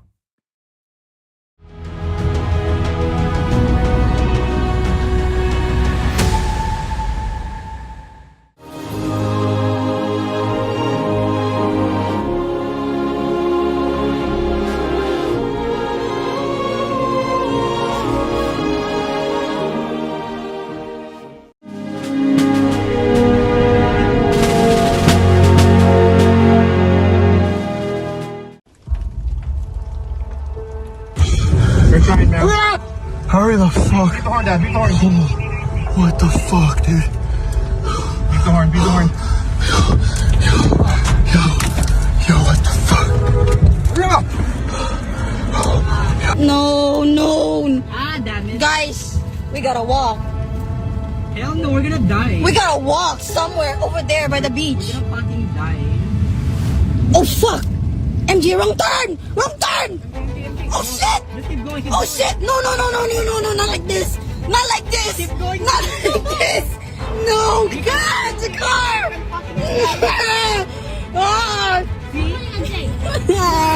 God! People are finding whole families in cars that are just charcoaled and fried. They find the car and they find mom and dad in the front seat and the 3 kids in the back. School was out that day that the fire raged through Lahaina. So parents were at work and all the kids were at home. So there's massive amounts of children who perished. It's hard. It's hard to, especially when you have kids, you know. There's so much trauma from that day. Like I just remember being in the car and it's like, are we gonna make it out? You know, is this the last time I'm gonna see my kids and their faces? And just that feeling like you're in complete adrenaline, because it's like, do we go in the water? But we're water people, and I look at the water and I'm like, with the smoke, with the current, with all of that, like, I don't know if we'll make it, you know. And just like that fear that I go to sleep with every night, you know. It's like, but I don't even know how to explain it. Like it's like a war zone, and you're just like you don't even know how to feel. We lost everything. Oh my gosh, look at the harbor. The cars with full gas tanks that reached the fire, they were exploded.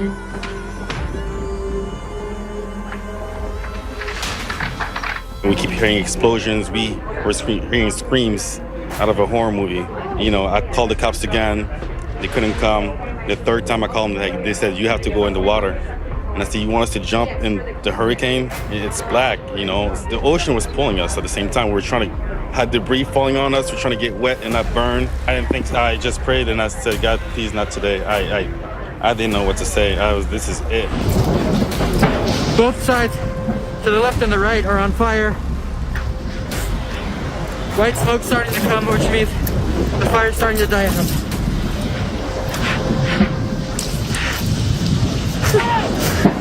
Fucking scary. I think everyone made it, but there were a lot of people in that water who did not. I lost my uncle, but it's just, and yeah. I don't have enough fingers and toes to tell you how many people I lost. This ocean almost shot my kids away a few times, but yeah, we stuck together. We held on. We're not gonna die this way. No. I was in the fire, and I saw with my own eyes people in the beginning of the fire, in plain daylight, with bodies just like ours, sitting there, burnt to death or perhaps suffocated from smoke. And by the end of the night, those people were charred black matter. Just 3 or 4 days after the fire, they had a bulldozer go through Lahaina Town Front Street and bulldoze all the cars off the street. And then they had a street sweeper come and sweep the streets. There's no way that they're going to figure out how many people actually died. We're almost to the end of the mill. We're almost to the smokestack. Oh, we made it. We're going to line on the road now pretty soon. But we're gonna, somebody's down right now. Somebody's down right now. Yeah, somebody's down. Just go, Dad. We cannot do nothing for her. Oh my God. Oh my God, bro. Just go, Dad. Just go. Apparently over 1,000 body bags in massive containers and refrigerated trucks on the other side of the island right now. The government's trying to blame them. They didn't sound a siren. There was no helicopters that came, no warning, no military came. The whole community is mourning the deaths of over 1,500 people. They killed innocent men, women, and children by not helping, by not sounding alarms. People were asleep in their homes with their babies and their children. Do you regret not sounding the sirens? I do not. I do not know why I didn't have any warnings. The authorities claim that the siren is only for tsunamis. But there's so many families that died because they were sleeping. They didn't know. No text messages, nothing, absolutely nothing. And I had no idea what was going on because we had no cell service, no TV, no internet. All we could see was sort of the smoke and the horizon. There were no alarms. Absolutely nothing. No police ever drove through the neighborhoods warning anybody. There was no sirens ever. And it didn't even happen the day after, or the day after, or the day after. We were stuck. There was not even 911. For 5 days, the messages we were hearing is there is no 911. There's no emergency services in Lahaina. Left us with nothing. We didn't have service from in the morning to the afternoon. To the fire, we had no service. Even after the fire, we didn't have service.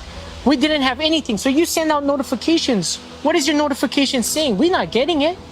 You have police officers driving around, but why aren't they just radioing, evacuating, sound the alarms, One text message came through, and it said that Lahaina was gone. We lost our town. The land, the Aina that raised us is now ash. We're still looking for our friends and family. Holy shit, this is a nightmare. I don't know where he's going, probably to block our street. They're gonna fucking barbecue all these people down in Lahaina. We're all trapped down in here. They're blocking off all exits, and everyone is just stuck, going in a circle in a fire pit. But unfortunately also, as people are trying to escape, then they're being turned around and blocked by police officers who were more concerned about down power lines that hadn't had electricity running through them for hours than to let people go through. And so they were turned literally back into the fire. And one story in particular that I've highlighted, a 19-year-old named Noah Tompkinson, and he was with his younger brother and his mother, and some of the videos that he was able to record were some of the most heartbreaking videos I've ever seen in my life. And in one of them had nothing to do with the fire itself. It was they're trying to escape their neighborhood.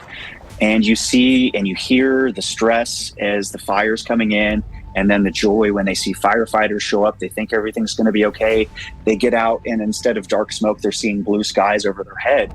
And at that moment where you hear the relief in their voice, then they get turned around and they end up going back towards Front Street and towards the fire. And so they ended up surviving 5 or 6 hours in the Pacific Ocean. That's how they survived the fire. And some of those videos that Noah had inside the water, when the smoke's coming in, the wind's blowing in, and you see people, just surviving that inferno in the water. So many people I've talked to who were able to save their own lives is that they trusted their gut, they trusted their instinct, they ignored orders, they drove around barricades, and that's how they saved their own lives. Still get dead bodies in the water floating and on the seawall. They've been sitting there since last night. We've been pulling people out since last night, trying to save people's lives. And I feel like we're not getting the help we need. The government's required to do two things, okay? Take your hard-earned money, taxes, and provide safety and security. They failed on both of these. They're giving our tax money away to the wrong people, and they're not providing safety and security. And I can say that because I worked for the government. Granted, I'm like down here, like the bottom, okay, compared to like up there. But still, come on. How come every time there's a disaster somewhere in America, the emergency management coordinator resigns? You know why? Because he didn't do his fucking job. Did not plan, did not prepare. Every time. Show me one disaster we've had where somebody was like, that emergency management coordinator went above and beyond. Usually they're the ones, running around trying to hand out water bottles to people saying, oh, I don't know what else to do. I'm not prepared for this. This is your job. This is your responsibility. No, it's not. It's yours. Plan the logistics. Mitigate. Prepare. Unfortunately, you are just a number to them. You really are. We're not okay. There's over 1,300 people without a roof over their head right now, me included. I'm lucky enough to have friends, but all of us are fucked. They're putting us in 30-day, hotel stays in order to find everybody houses, but in a place where it's hard enough to find housing and hard enough to find jobs as it is, now that there is more people looking for jobs and there is less houses available on the island, everybody's fucked. I have never seen so many people come together and give up their own beds for people that just lost their house but that's the problem. It's that nobody else is doing anything. Nobody is helping. It's all Kanaka, like people that live are the only ones that are helping at all. And that doesn't go to say that all of the people on mainland are doing anything wrong. It's not your fault, but the government helping it all. And nobody seems to have any idea what's going on over here. This is the biggest natural disaster. It's caused the most deaths in U.S. history. Our alarm system on this island is the biggest. It's the strongest in the entire nation. I think it might be the strongest in the whole world, but not a single fucking siren off. Why is this not bigger news? Like, our government fucked us, didn't give us any warning. We had to flee our houses. We lost fucking everything, and nobody knows. 1,300 people are displaced right now, and hundreds are fucking dead. I couldn't understand is that why did we have to bring supplies with the boats? Why did we have to transport supplies from Ma'alaya to Kahana by boat when everything was on trucks waiting at the roadblock to get in? When we delivered the next day, that night, I get a call from my friend Kamaivi Al Khan. He tells me he's got 9 pallets of food to go to the Kahana. So we took over 9 pallets of food, water, supplies. Where was the county? Where was the state? Where was the Red Cross? There was no aid for the people there. First day, second day, third day, nobody shows up. 4 days, man, no food, no water, no supplies, no help. What we expected to come in and happen 2 to 3 days after the disaster is now happening 10 to 11 days after, and it really seems like it's mainly here just to protect the president. Seems definitely a little unorganized, a little late on the government level, what's going on, as well as it's quite obvious that tens of millions of dollars have already been spent just in the efforts to keep our president safe and get him out here. Today, I haven't had any money come in. I haven't had anybody call me back. I didn't have anything. I have no idea. I lost my house. I lost my car. I lost my animals. I mean, come on, man. We're not getting anything. So today, I still didn't get my meds. I cannot get my meds yet. My medicine was all burnt in my house. My rent money was all burnt in my house. I have no money anymore. I think Joe Biden should take his $700 and get back on the fucking plane and go home. That's what I think. The $700 compared to all the millions he's giving to Ukraine. Why? We need it. That's why we don't understand why. We're citizens and we cannot get money. But if they're not citizens, they get gazillions of dollars from the USA. When you have the Pentagon saying, you know, we accidentally spent an extra $6 or $7 billion to Ukraine, and whoops, that's our mistake. And then you could literally, from what I've seen, estimates that you could rebuild the entire system there and entire village of Lahaina town for less money than what was accidentally spent as an accounting error by the Pentagon to Ukraine. What does that show you? Where is our value? What do we value? They're not fucking helping the people over here. There was not one conversation in this meeting about the people. And when it comes to natural disasters like this, every single hour, our needs are changing. We don't know what we need every day. We're getting new supplies and things change. So it's just this constant evolving event that is changing needs and evolving every day. And then we're doing everything as the community and doing so well. And then a week later, the government finally comes in and they say, hey, we got it. We're going to take over and have control now. And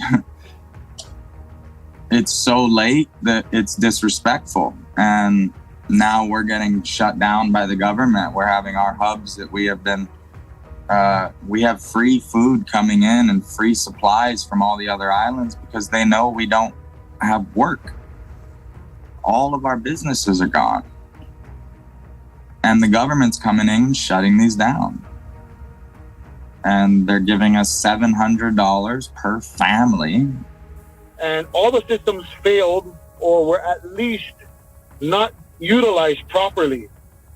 For example, the police are not, the people on the ground are not to blame, because those men and women that are trying to help people, save people, they're doing the best they can, blocking off roads, stopping people from being electrocuted, etc., etc. It is the people who are above them that are not knowing where one hand is compared to the other hand, which in itself is negligence.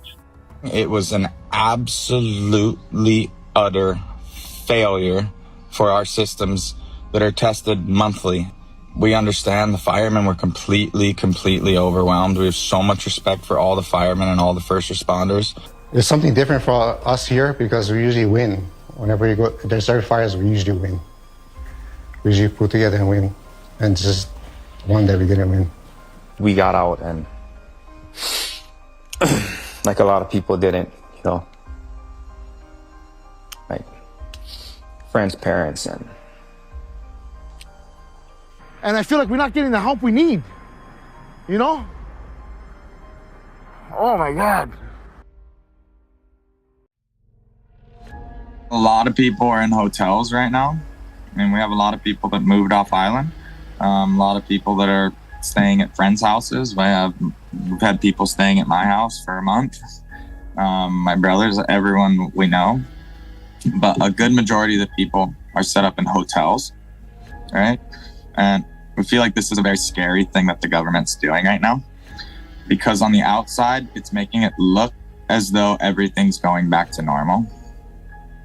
It's making it look, there's not people sleeping on the roads anymore. There's not people sleeping in their cars everywhere like there was the first few weeks.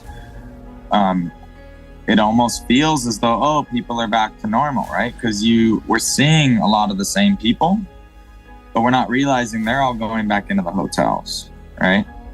And the hotels are only opening these rooms to the locals for a very limited time. So right now, to the media and to the rest of the world, it looks like things are kind of okay right here.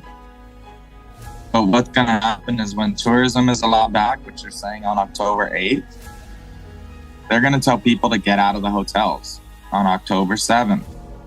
And a lot of those people are going to get kicked out of the hotels on October 7th, right? When you're in a hotel, you know it's a temporary feeling, right? It's a weekend getaway, right? It doesn't feel homey. It doesn't feel somewhere you want to stay, that you have a future. There was such a mess at a governmental level. Again, I'm going to go back to the government. It was such a mess at a local and state governmental level that it made it a million times harder for people to understand the whole scope of what was happening, to understand what was the real information, what was not real information. And that hurts people's recovery from day one. And I would say now, a month later, people are worse off than they were even back then, because the information and the action just has not been taken at the highest levels of the government there on the island, and people are suffering because of that. On a clear day from Lahaina, we can almost see Diamond Head, which is the island of Oahu, which is right where the largest naval base in the world is sitting. We could take a boat. They could have been here in 6 hours. 6 hours, you know, and they never showed up. They never came. We knew planes couldn't land. We knew cars couldn't go. And we were just expecting to see a big Navy ship, a big Red Cross Navy ship that was there to help and take people and bring supplies, and it never showed up. We had the resources right there. If there was a war going on, if something was under attack, it would have been here in 3 hours, quicker, you know. But when it comes to something like this, that's the question.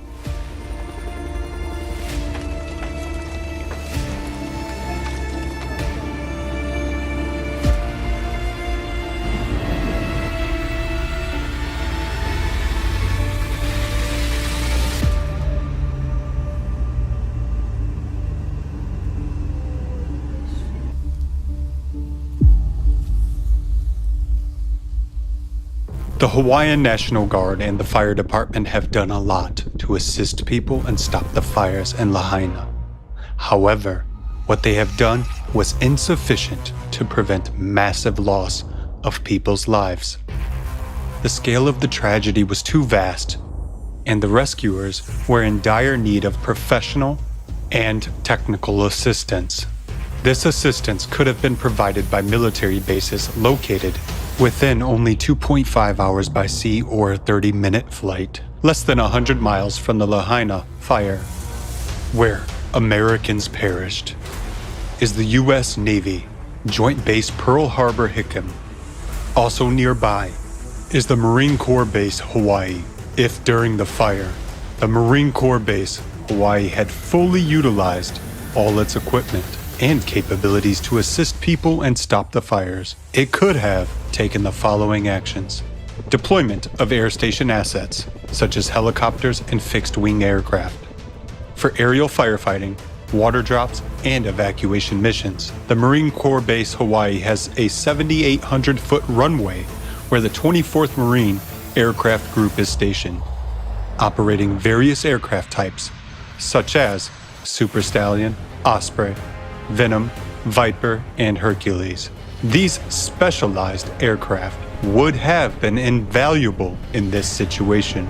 In addition, they could have mobilized ground forces. The 3rd Marine Littoral Regiment could have used its amphibious vehicles such as Assault Amphibious Vehicle and Amphibious Combat Vehicle to access the coastal areas of Lahaina that were cut off by the fires. The Combat Logistics Battalion 3 could have provided logistical support such as fuel, water, food, medical supplies, and engineering equipment. The 3rd Radial Battalion could have ensured effective communication between rescuers and the affected population.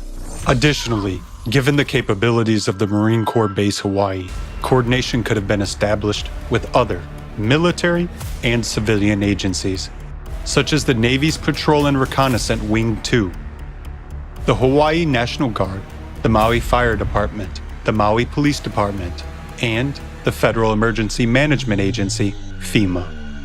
The base also houses a unit of the U.S. Navy that operates maritime patrol aircraft, including the Poseidon and Orion.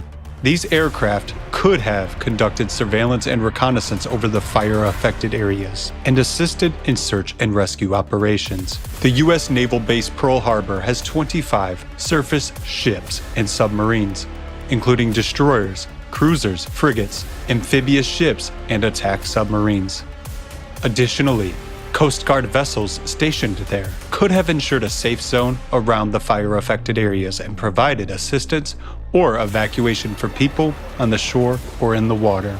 These are just some potential actions that could have been taken to assist people during the fires in Lahaina.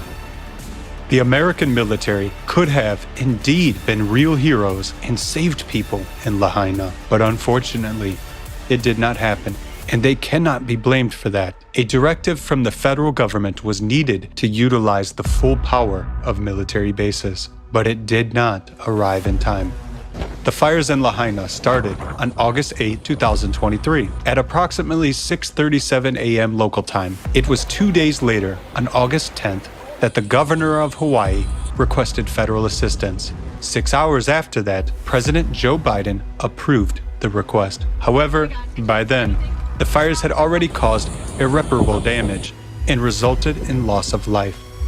Their lives cannot be brought back. Like all Americans, these individuals paid taxes, some of which contribute to the military budget. In 2023, the size of the military budget was $858 billion. These are substantial funds that were supposed to ensure the safety of citizens. In practice, that did not happen. Why? Do we need such an army that cannot protect us and help us in our most challenging moments? As it turns out, the military is not designed to save lives. It's designed to consume our taxes and create the illusion of power and strength. Just 2.5 hours by sea, or a 30-minute flight, separated the base of one of the most well-equipped militaries from burning American citizens. Yet, even the most well-equipped military in the world did not save its citizens. It could not save American lives. Any one of us, including you, could find ourselves in the place of the victims of tragedy. Will help come to you. Draw your own conclusions.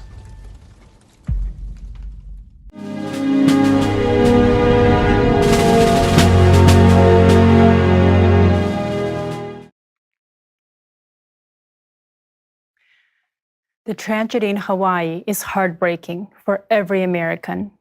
It's hard to imagine that you, your family, could have been in that hell, where at any moment you could have just burned alive in your own house or car trying to escape.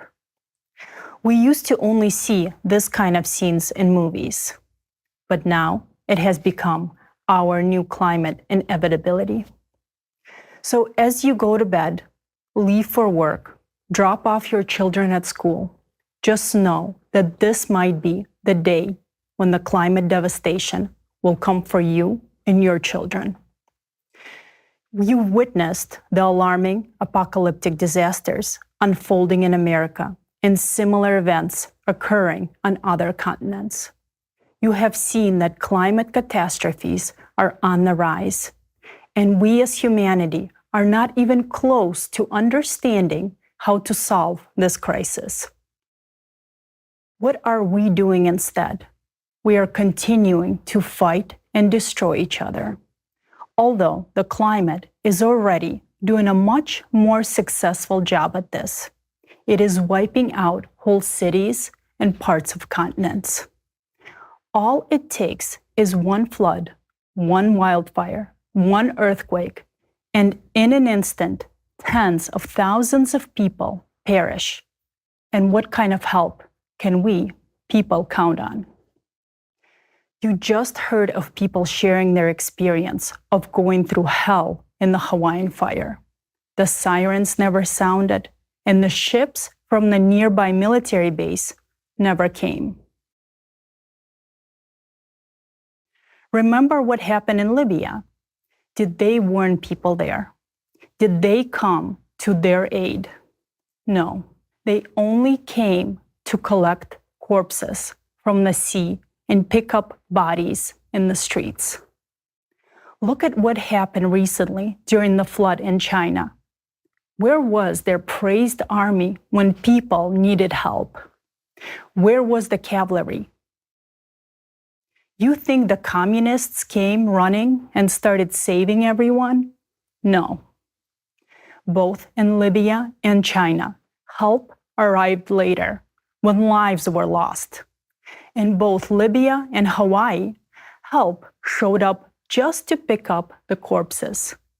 Do you think we will be evacuated when the next climate disaster hits? Or, as in previous cases, will the army come only after the damage has been done, only to pack up the bodies in plastic bags?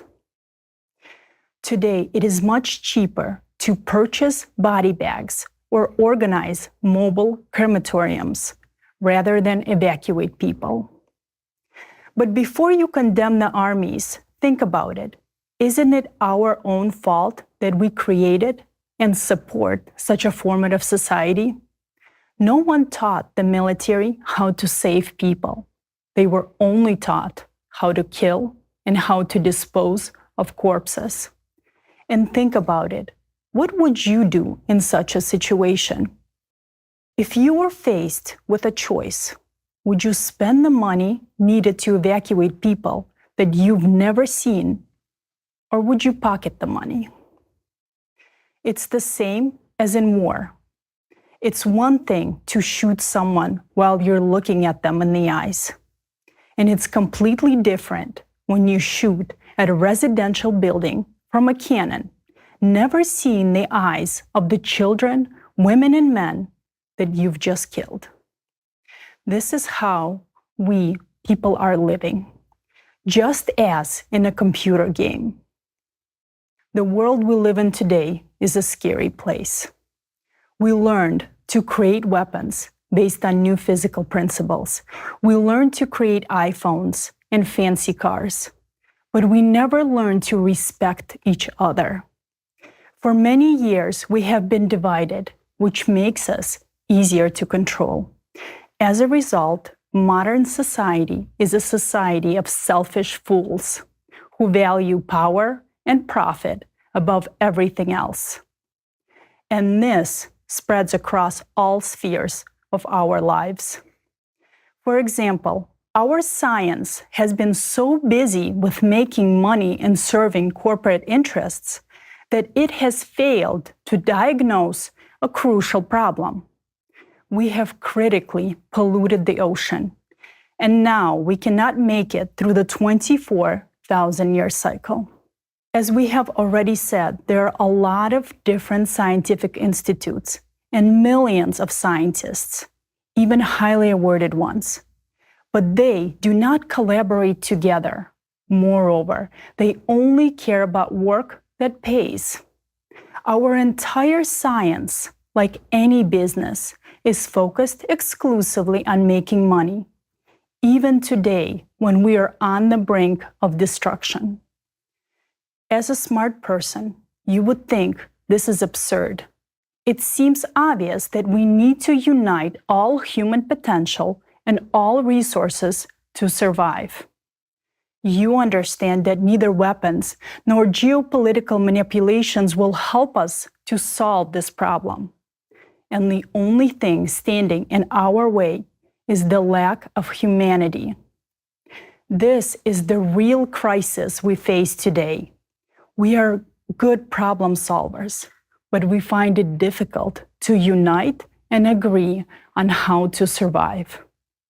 The loss of mutual respect, love, and humaneness, like the death of the ocean, poses a mortal danger to us and will not let us overcome the impending threat of the climate apocalypse.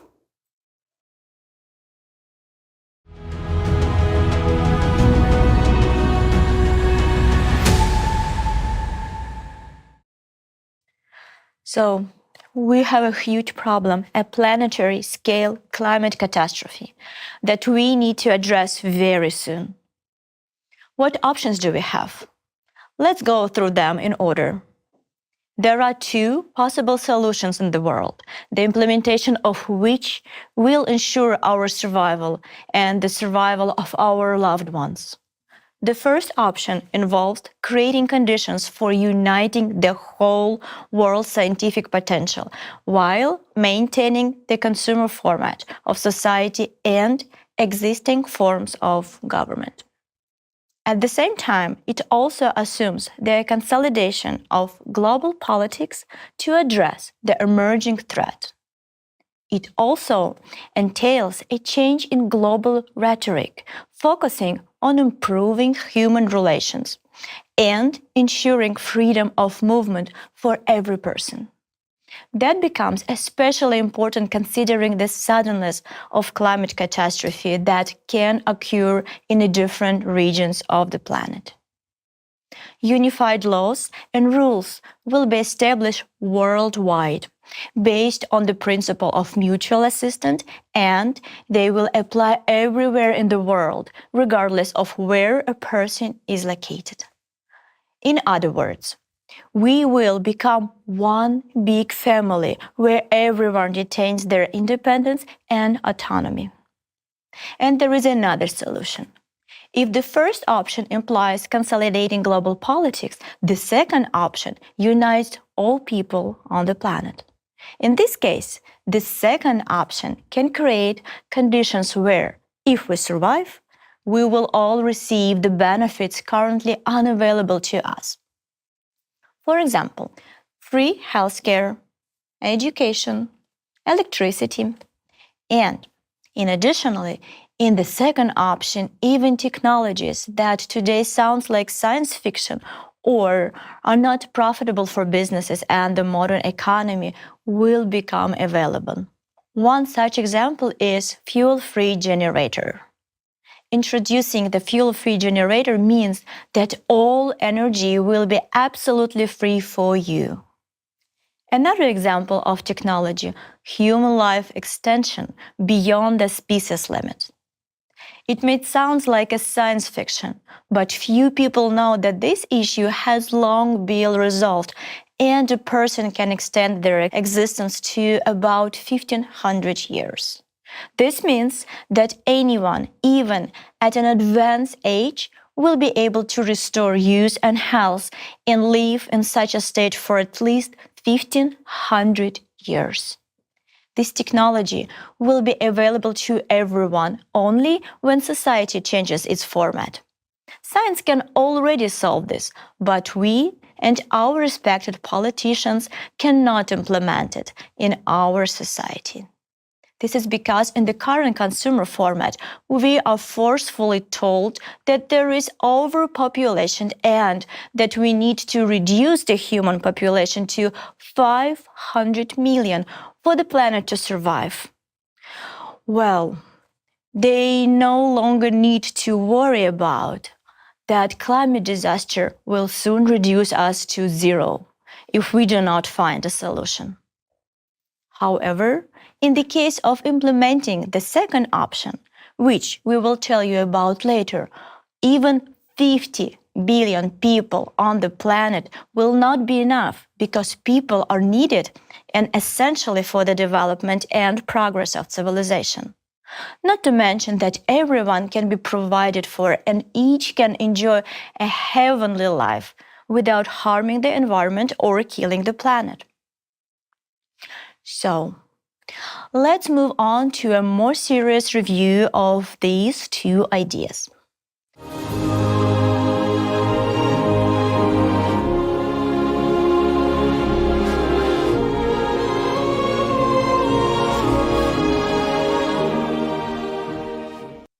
The first option for us to consider today regarding addressing the climate collapse was proposed by our American scientist, Dr. Egon Chalakian. Dr. Chalakian is a visiting researcher at Harvard University and retired particle physicist, international tax law and intellectual property law professional with a national security background. Early on in his career, he served as a legislative tax analyst, assigned to the President's Commission on International Trade and Investment Policy, the White House, Nixon-Ford administration, and while affiliated with the Harvard Legislative Research Bureau, he simultaneously served as a legislative tax analyst attached to the Joint Taxation Committee of the Committee on Ways and Means and Finance, U.S. House of Representatives and Senate. During his early career, Dr. Chalakian likewise served both the Reagan Kitchen Cabinet and Reagan White House as a legislative tax analyst. As well, Egon Chalakian counts himself exceedingly fortunate to have served 4 standing U.S. presidents during his career and 3 standing assistant secretaries of the U.S. Treasury Department. Dr. Chalakian holds like-level qualification within the particle physics, material science domains, with his name duly cited in all 4 volumes of CERN Laboratories' Future Circular Collider study report. Dr. Chalakian proposed to create a unified international scientific center to address the climate crisis. Essentially, it's an international, interdisciplinary alliance of the world's top scientists from various countries. They will work purposefully on solving this problem. Now, let's watch an excerpt from Dr. Chalakian's video address.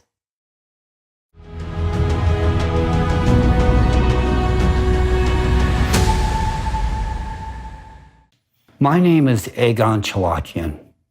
In view of the exceedingly alarming situation, the unprecedented progression of destructive climate catastrophes on our planet, I urgently wish to appeal to the 3 global leaders upon whom, in my estimation, the future of all humanity depends.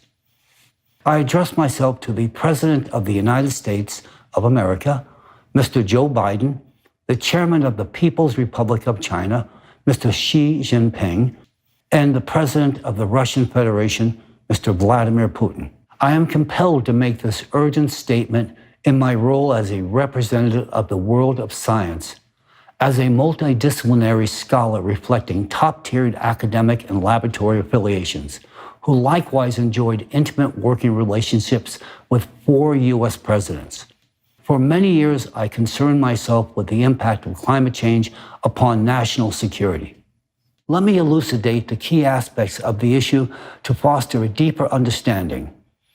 The cause behind the escalating climate changes today is an external cosmic impact destabilizing the Earth's core. This is exacerbated by the ocean's loss of thermal conductivity function, leading to its inability to cool the magma. Consequently, endogenous energy accumulates within the Earth's depths. Take a look at 2 critical parameters. The first chart shows trends in the amount of heat stored in the world's oceans. And the second chart shows annual divergence of global ocean surface temperature. In both cases, there is a definite upward trend visible in the data. These disruptions in the balance of the planet's operation result in a rapid increase in both the number and intensity of extreme atmospheric events, including hurricanes, typhoons, tornadoes, and anomalous precipitation, leading to floods. This perturbation also extends to geodynamic catastrophes, such as earthquakes, volcanic eruptions, etc. Furthermore, according to a mathematical model devised by the international scientific group ALLATRA, the escalation of climate catastrophes occurs in a geometric progression from which it ensues that in just 7 years, as a consequence of the cataclysms on Earth, there will be hardly any habitable place remaining. I have verified their calculations in this mathematical model and have every reason to assert its accuracy and precision. I wish to underscore that I have been involved in developing methodologies for analyzing the veracity of information which have been employed by the Office of the Director of National Intelligence, CIA, and other U.S. and foreign intelligence agencies. Therefore, I possess a level of competency sufficient to assert that the progression of increasing strength and frequency of cataclysms proposed by ALLATRA is, in fact, accurate. It indicates the most perilous situation, the rapid intensification of the power of cataclysms in the coming years, and an impending climatic collapse. The realization of climate anomalies and progressions that I have referenced signify that in the immediate future, we will inevitably face historical magnitudes of devastation from climate disasters, incurring immeasurable material and financial losses. We will witness an unprecedented surge in the number of climate refugees, compounded by the loss of a massive number of human lives. On 13 August 2023, I made a compelling call to all of humanity, the scientific community, the world leaders, to support the establishment of a unified international scientific research center. This center would facilitate a rigorous and comprehensive investigation of the multifaceted aspects of climate change and the development of effective and sustainable solutions. I initiated this concept with the sole aim of bringing together leading experts in scientific interdisciplinary research and providing them with optimal conditions for productive work. This entails access to all necessary scientific resources and unlimited funding, which can only be achieved with the endorsement and uniform cooperation of the states. Front and center, it is necessary to establish a unified international scientific center to bring together the finest scientific minds from around the world to address the issue of climate collapse. For effective operation, this center must be equipped with access to all necessary equipment, satellites, observatories, and research stations across the entire globe. It is crucial to emphasize that such an endeavor will demand extraordinary unlimited funding, as solving a task of this magnitude will require the dedicated commitments from all laboratories, research centers, colliders, and the like that exist today. We will need to continuously collect and analyze data from practically every corner of the Earth, from all its layers, ranging from the core to its near space environment. Only through such means can we establish control over the processes currently driving us toward destruction and terminate them.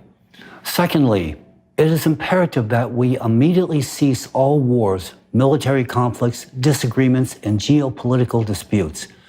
It is crucial to halt the destruction and fragmentation of the world. We all face a common enemy today that threatens all countries, the climate. We need to consolidate our resources. If the Alatra scientists had been heeded a decade ago, much of what is happening now and what will be happening in the future might have been averted. However, that all belongs to the past. We live in the present. Our decisions in the now shape whether we will have a future. Mr. Biden, Mr. Xi Jinping, Mr. Putin, I address you. In light of this critical situation, it is urgent to globally transform world politics and channel all efforts in consolidation. The armies of the world should alter their operational modes, shifting from the destruction of enemies to the saving of people. We as human beings are not enemies to each other. It is solely within the power of the three of you to shape an international agenda focused on the fact that we are not adversaries. Our Earth is truly small and our planet is highly vulnerable, teetering on the brink. There is no longer a reason to wage wars and remain divided. The only sense lies in seeking ways to unite. We must acknowledge that disaster never strikes when it is convenient. Therefore, we must address the issue of climate migration immediately, while we still have the opportunity to do so in a relatively stable situation. Conditions for people's relocation to new territories should already be established based on a democratic approach without coercion with the free will of individuals respecting all human rights. People should feel like human beings. They should feel that their lives are valuable, important, and protected, that they receive genuine rights and freedoms.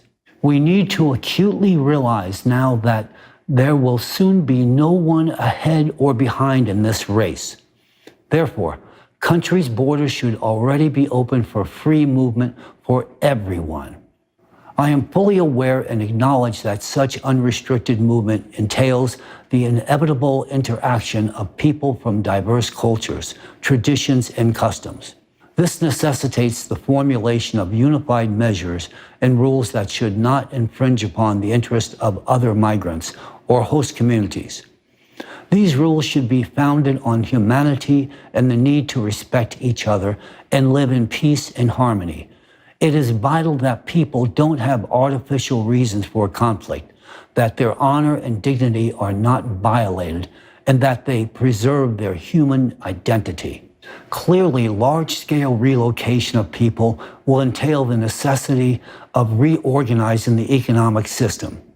While maintaining individual national economies, a unified planned international economy is required for the distribution of essential products and necessities and for other purposes. This unified economy should be focused on ensuring human dignified living conditions for all people, regardless of their place of residence or relocation. It is the epicenter of this emergency situation where we all find ourselves today. Every country already experiences the impact of climate change. Many countries have already significantly suffered, and soon no country will be left untouched. With each passing month and day, the situation will take on even more serious and severe dimensions. But for now, we still have a chance. We have a chance if you listen to us. The world we live in yesterday no longer exists today. Many may not want to accept this, but regardless of our attitude, there is no reversal to the past.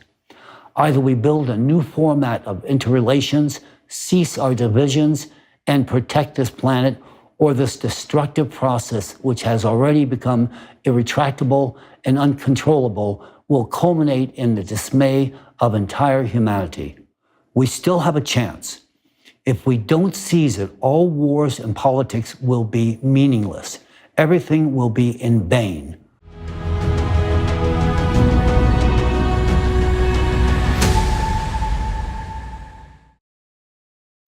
As we understood from the esteemed Dr. Chalakian's presentation, we can tackle our key issue, avoiding a climate collapse, by creating and operating the Unified International Scientific Center.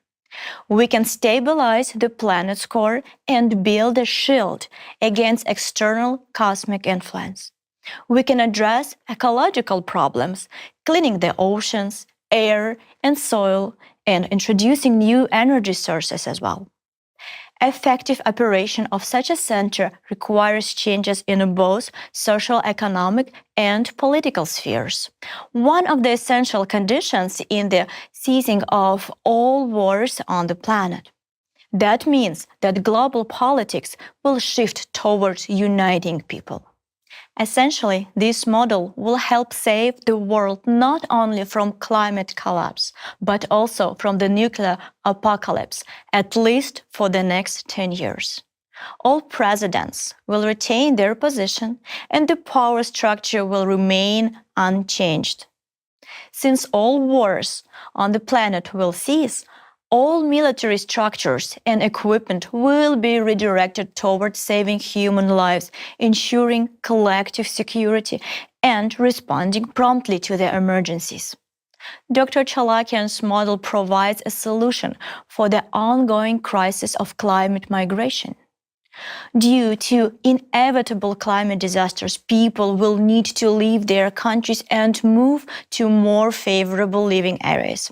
Dr. Chalakian suggests opening all borders already today. To do this, unified measures and rules must be developed to protect the right of both migrants and the host communities.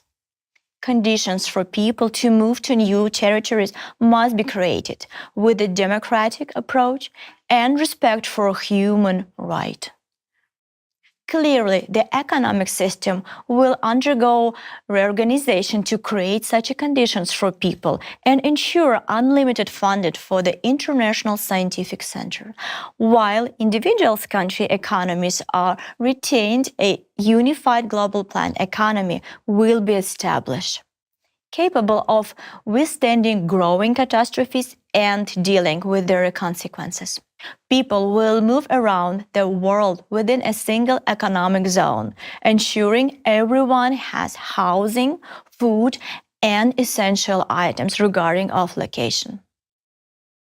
I would also like to revisit the group of ALLATRA scientists the esteemed Egon Chalakian mentioned today.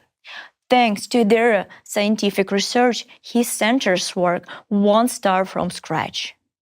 I fully share Egan's opinion that thanks to the ALLATRA scientists, humanity has a chance for survival. As he noted, the ALLATRA scientific group is decades ahead for modern science, and their research goes beyond contemporary achievements with developments such as portable neutrino detectors they created 20 years ago to study climate change's processes. While modern science is still grappling with the quantum physics, ALLATRA scientists are already working at the beyond quantum level. This clearly demonstrates that they are at the forefront of the scientific research.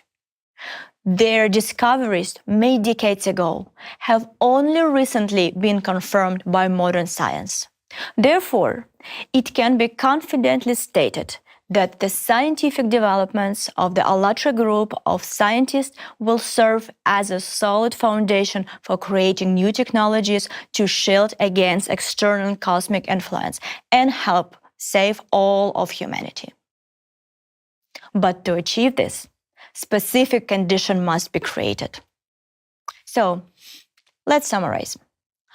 We now understand that we won't find a solution to the global climate challenge within the current society format, considering the state of our science and geopolitical tension. Therefore, Dr. Chalakian proposed certain minimal changes to our existing societal format while addressing the climate problem.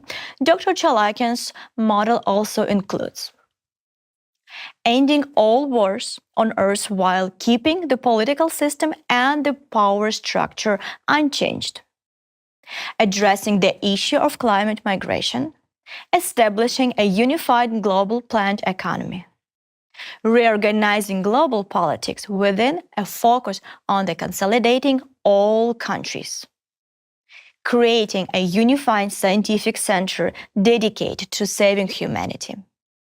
Ultimately, Dr. Chalakian's model represents an ambitious and promising plan that can bring together the world's best scientific potential to tackle the climate challenge before us. It also aims to create the conditions for all people to be prepared for the impending catastrophic changes and minimize the risk to life and society.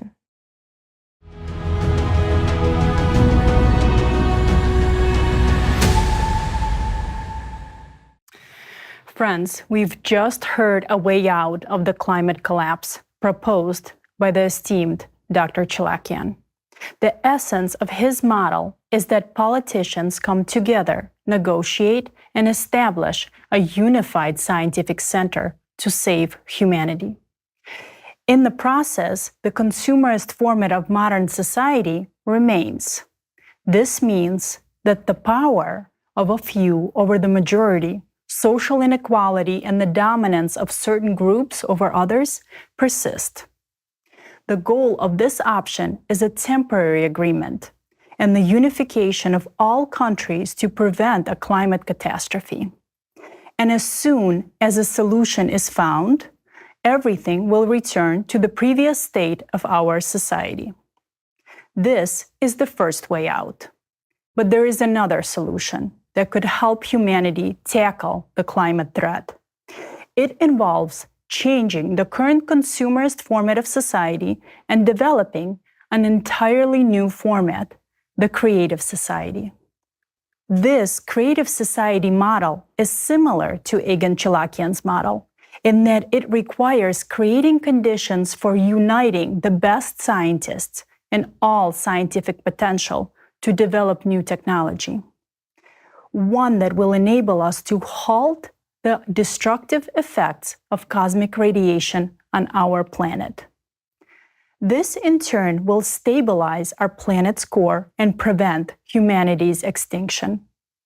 However, this model is fundamentally different from Chalakian's model because in it, there won't be few individuals in power over the majority. And there won't be social inequality. Power will be evenly distributed among all of humanity, and each of you will become a world president. This leads to the creation of a unified human civilization once and for all, where there will be no inequality, wars, or disease. Yes, I didn't misspeak. There won't be disease or aging. In the creative society, a health capsule device will be available to every person, absolutely free of charge, capable of extending a person's life to at least 1,500 years, restoring youth and health, even to very old people. In reality, science can already solve the issue of extending life beyond the species limit today. But it will never be possible to implement that in the consumerist format of society. It's also impossible in the version proposed by Egan Chalakian, because his version retains the consumerist system, and for this format, 8 billion people is already too many. That's why there can be no talk of life extension. We can't even dream of eradicating disease, not even the most basic ones. No pharmaceutical company will allow that because they need to dominate us, extract money from us, and keep us fully under control and manage us. The creative society's primary value is human life, including health, youth, and well-being, not money and power. I also want to emphasize an important point regarding population size. While 8 billion people may be too many for the consumerist format, even 50 billion people would be too few for the creative society. And yet, every individual's essential needs will be met, from food, clothing, and shelter to luxuries we can't even dream of today. And all of this will be available to everyone completely free, and there won't be any disease or aging.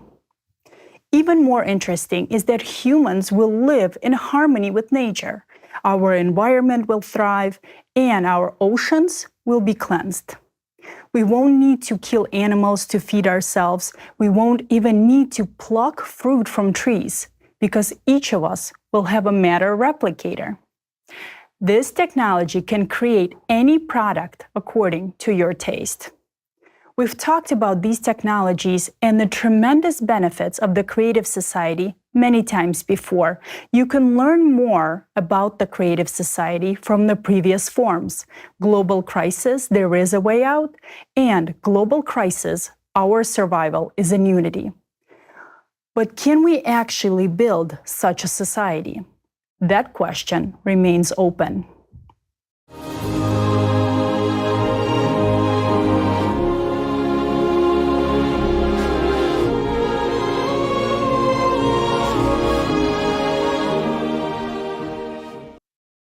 Right now, we have only two options that give us a chance to survive in the face of escalating climate catastrophes. We either build a unified scientific center, proposed by Egon Chalakian, or the Creative Society. There is simply no third option. At least, no one has come up with or suggested one yet. So, let's have a straight talk about this. As mature, intelligent adults, let's analyze the feasibility of implementing these two options. Can we, as humanity, realize at least one of them? We won't be able to save ourselves and build, for example, the Chalakian model. Despite all the benefits and prospects, unfortunately, we won't be able to do it. Let's understand why. Chalakian's idea of creating a single international scientific center is good. Today, we have learned about it and understood it. But for this idea to work, all the world leaders must learn about it and understand it to find a way out of the current situation. For Americans, asking their leader to find a solution to such a difficult situation is quite a demand, because Biden can't even find a way out from the stage. The problem isn't just Biden. It's that if Kim Jong-un and Putin continue to wage war, implementing Egon Chalakian's model won't be possible. But let's imagine a miracle happened, and all of humanity accepted Chalakian's proposal and decided to create a unified international scientific center. The first step towards its creation would be negotiations among world leaders. In other words, Biden would have to sit at the same table as Putin, Kim Jong-un, and Xi Jinping. Can you imagine them discussing peace, brotherhood, and open borders at a negotiation table, so that everyone has an opportunity to move wherever they want? This is a mandatory condition in Chalakian's model, and ideally, it should be implemented urgently. What do you think? Will North Korea open its borders if the need arises? But let's imagine even this miracle happened, and the borders were opened. As an American, can you imagine moving to North Korea or Russia? Will you be able to come and live there peacefully as a free person? And, in principle, no matter where you move, is there democracy and a value for human life? Because this is also a mandatory condition in Egon Chalakian's model. Otherwise, we will continue to fight, which means there will be no talk of an open borders and conditions for the unity of scientists. But let's continue. Can you imagine world leaders agreeing on a unified economy? That everyone starts acting in unison for the sake of saving every person's life? That all military structures merge into one, and all military personnel are retrained as rescuers. Now, their task is not to kill people, but to save them from the climate catastrophes. Remember, sitting at this table are Russia, China, and North Korea, or in other words, Putin, Xi Jinping, and Kim Jong-un. Americans, can you imagine tyrants sitting at one negotiating table for the sake of saving all of humanity? Can you imagine tyrants allowing people to talk about this model? And the countries we're talking about, they're a huge part of the world with massive armies. You are mature adults and understand that this is impossible. Yes, but let's imagine another miracle. Putin, Kim Jong-un, and Xi Jinping, along with Biden, finally reach an agreement. Now, they must provide scientists from their countries to work in a unified scientific center. What kind of scientists do you think they will offer? Do you hope they will give us real, brilliant scientists? Egon Chalakian model suggests temporary unity. This means that after resolving the climate issue, the consumerist format will take hold again. Understanding this, leaders will never stop worrying about their future, even for a moment.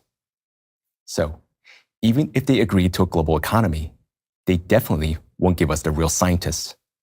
Because real, top scientists always work for the military complex, which means they safeguard their power.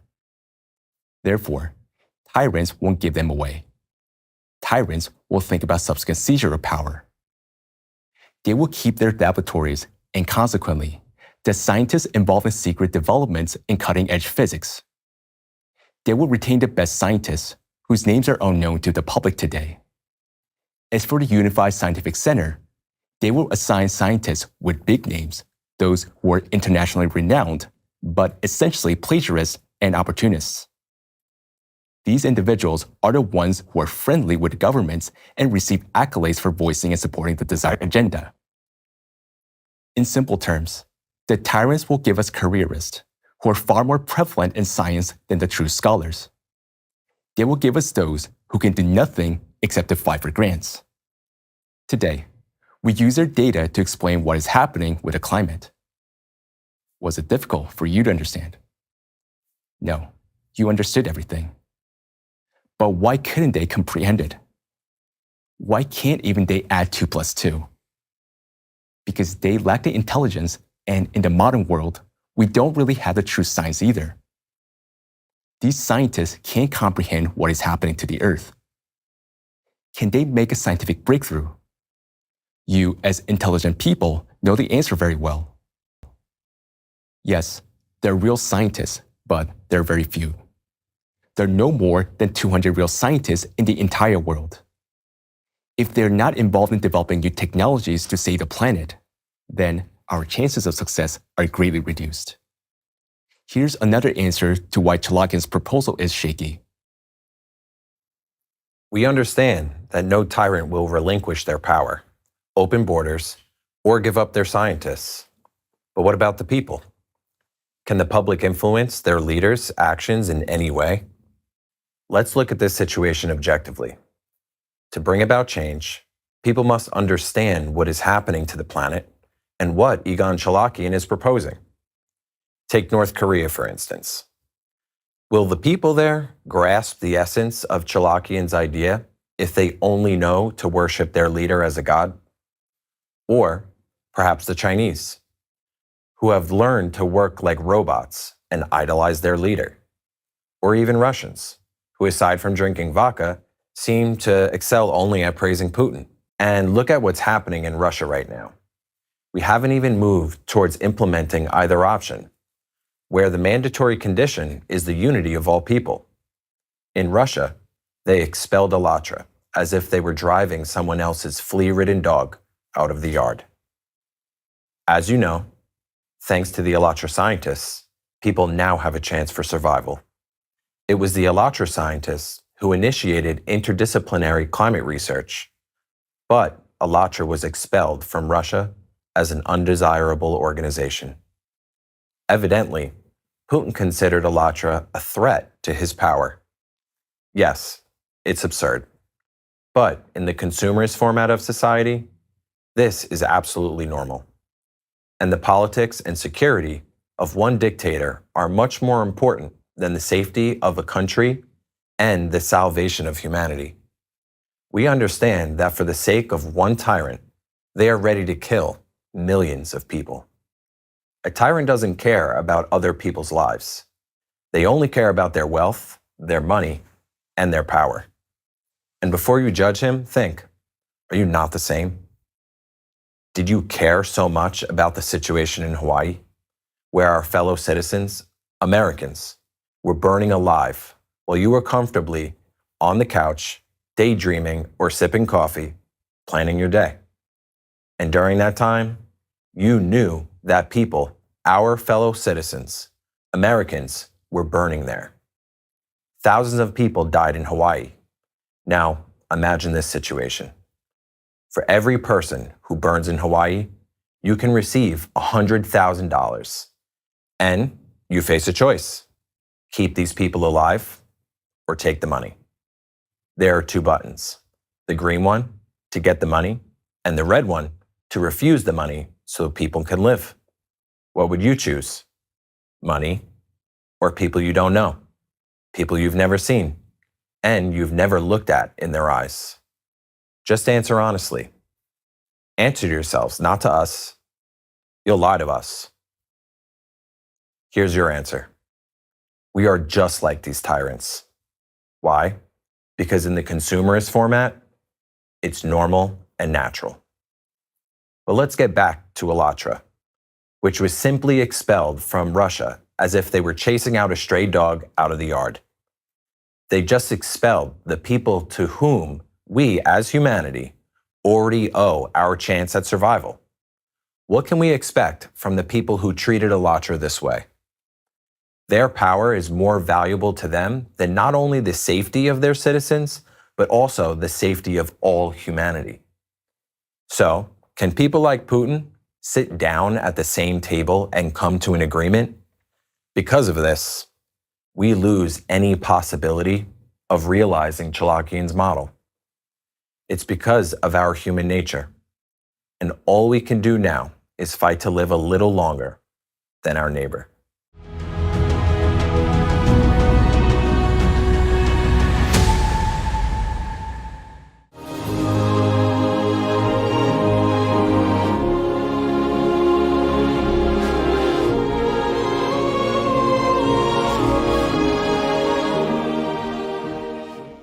All right, let's step away from the reality and just fantasize, purely hypothetically imagine that yes, a miracle happened and the leaders did agree, accepted Chalakian's model, and scientists united, started working, and managed to save our world.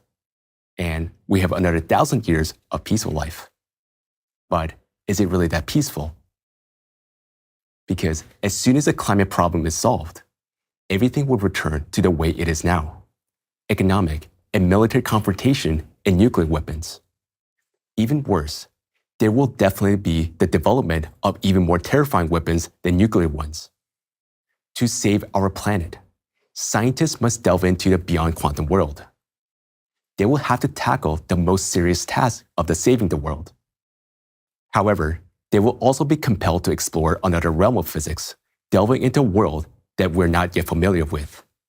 But in doing so, they will inevitably contribute to the invention of new weapons, even more frightening based on the new principles. And the principles of the new physics that initially saved us from the climate will ultimately become the means of our destruction. The world will divide. And once again, we will face the threat of humanity's self-destruction due to greed and tyranny. And is it worth saving this world if, in the end, it will be destroyed by someone like Kim Jong-un or Putin because of their own ambitions and fears?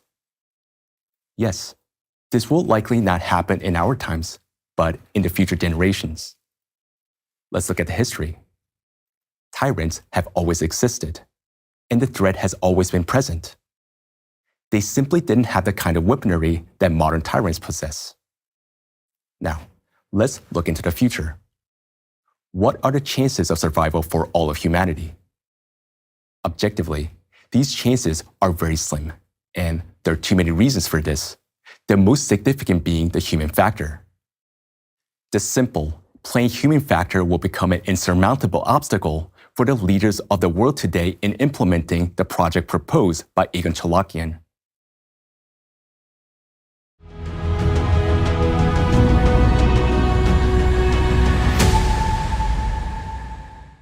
Well, if this option won't save us, what can we say about the 2024 option? He won't save Americans either. What do you mean, bro? What's the 2024 option? What are you even talking about? I'm talking about the US presidential elections, of course, bro. Yo, did you know that in 2024, there will be elections not only in the US, but also in Russia? That's why I'm talking about the presidents of the apocalypse. The one we choose will become the president of the apocalypse, both in Russia and America. Bro, not just the president of the apocalypse. Judging by the direction our world is heading in, this president might also become a new horseman of the apocalypse. So, who will we choose for this crucial role? Well, if we chose Biden, he certainly won't measure up to being a horseman of the apocalypse. After all, according to the Bible, a horseman of the apocalypse should ride a horse. And Sleepy Joe isn't much of a rider. He falls even from a bicycle. But as the president of the apocalypse, he would perfectly embody all characteristics of our modern science. Just like Biden, science can't seem to find a way out and constantly deals with a non-existent threat in the form of CO2. Just as Sleepy Joe regularly interacts with non-existent opponents. Yo, facts, bro. Scientists pretend there's no climate progression, and we'll pretend not to see its progressing mental degradation. It's scary that it's not just his mental degradation, but also America's degradation as a country. By the way, when choosing Biden as the president of the apocalypse, we need to consider that we definitely won't be able to impeach him. Even now, they tried to impeach Biden and make him leave. Clowns. He doesn't even know where to go when leaving the stage. How will he leave the presidency? He doesn't even know where to go. Look, bro, all right. So Biden is not cut out to be president of the apocalypse. So who will be the president of the apocalypse in the US for 2024? Who will be best at brainwashing us? Think about it. We also got Trump. And with him, we certainly won't be bored. He'll probably launch his own brand, The Last Apocalypse President 2024, and sell merchandise for $7 million in the first 24 hours. He'll dance and give speeches about how huge he is and how important he is to America. Jokes aside, bro, let's talk seriously.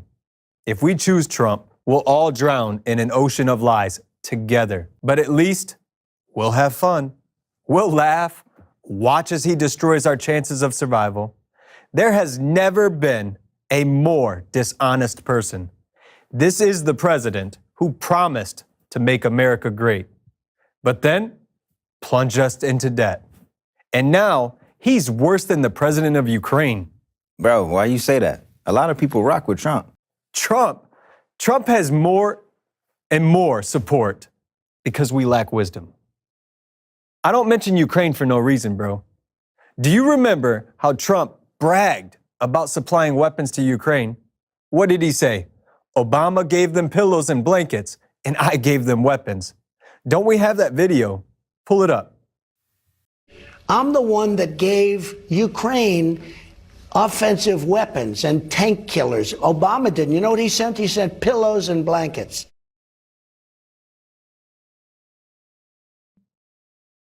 How proud he was of it back then. But now, he's saying that as soon as he becomes president again, he'll end the war in Ukraine within 24 hours. And then he immediately says he'll send a new batch of weapons to Ukraine. Get ready, Americans. It's time to open up our wallets again. There's no money to help our Americans in Hawaii whatsoever. But they can always find money to fuel wars. Yeah, that's true. And even though Obama handed Trump a strong and powerful country, he turned America into a circus. Trump started it, and Biden made it worse and finished it off. And if you notice, they both share one theme. They're both at odds with Putin. So why not choose Trump? After all, we still have money, right? We'll have to take out more loans to fund their wars or to give them more to steal. And that's already a good question. Seriously, they don't care about Ukrainians any more than they care about the Americans. We need a real G, or for real, we might end up with the horsemen of the apocalypse. Listen, fam. Speaking of that horseman of the apocalypse, I know a president, though he's not in our country, who fits that role very well. Of course, I'm talking about Putin. Bro, Putin. Putin is a perfect fit. Think about it. I'm sure he'll be reelected. Russians love their Putin. And if he ran in America, I know Americans will vote for him. Facts. And he would easily crush these fools. After all, Putin can ride a bear without falling off. A real horseman of the apocalypse. Look at him, bro.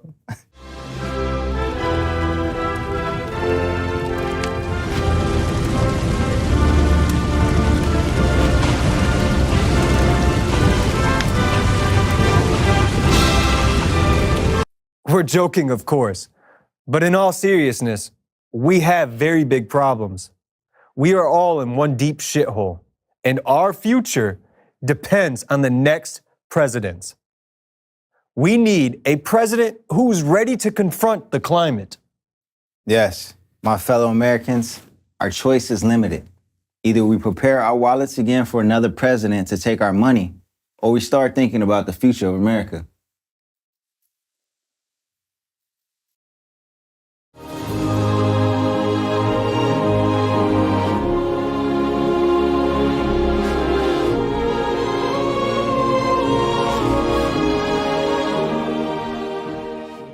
In the end, it turns out that if we can't implement the Chelyabinsk model, if the presidents don't help us, then we have only one option left: building a creative society. As we have heard, the creative society gives us a real opportunity to save our planet, our lives, and create conditions that benefits everyone. The creative society is a wonderful chance for each of us. But let's be realists. Is it possible to build a creative society worldwide in today's conditions? The most important thing for implementing creative society is the unity of all people. At first glance, this seems possible. But let's be mature and rational adults and face our reality. For all of us to unite, people all over the world must support the creative society. To achieve this, people need to learn about the creative society and all the real benefits that each person on this planet will receive by adopting the creative society. Only a fool would refuse this opportunity. But to accept it, people must learn about it in every country, all 8 billion people. Now is the time to revisit our heroes. Can you imagine tyrants allowing people to discuss the creative society freely?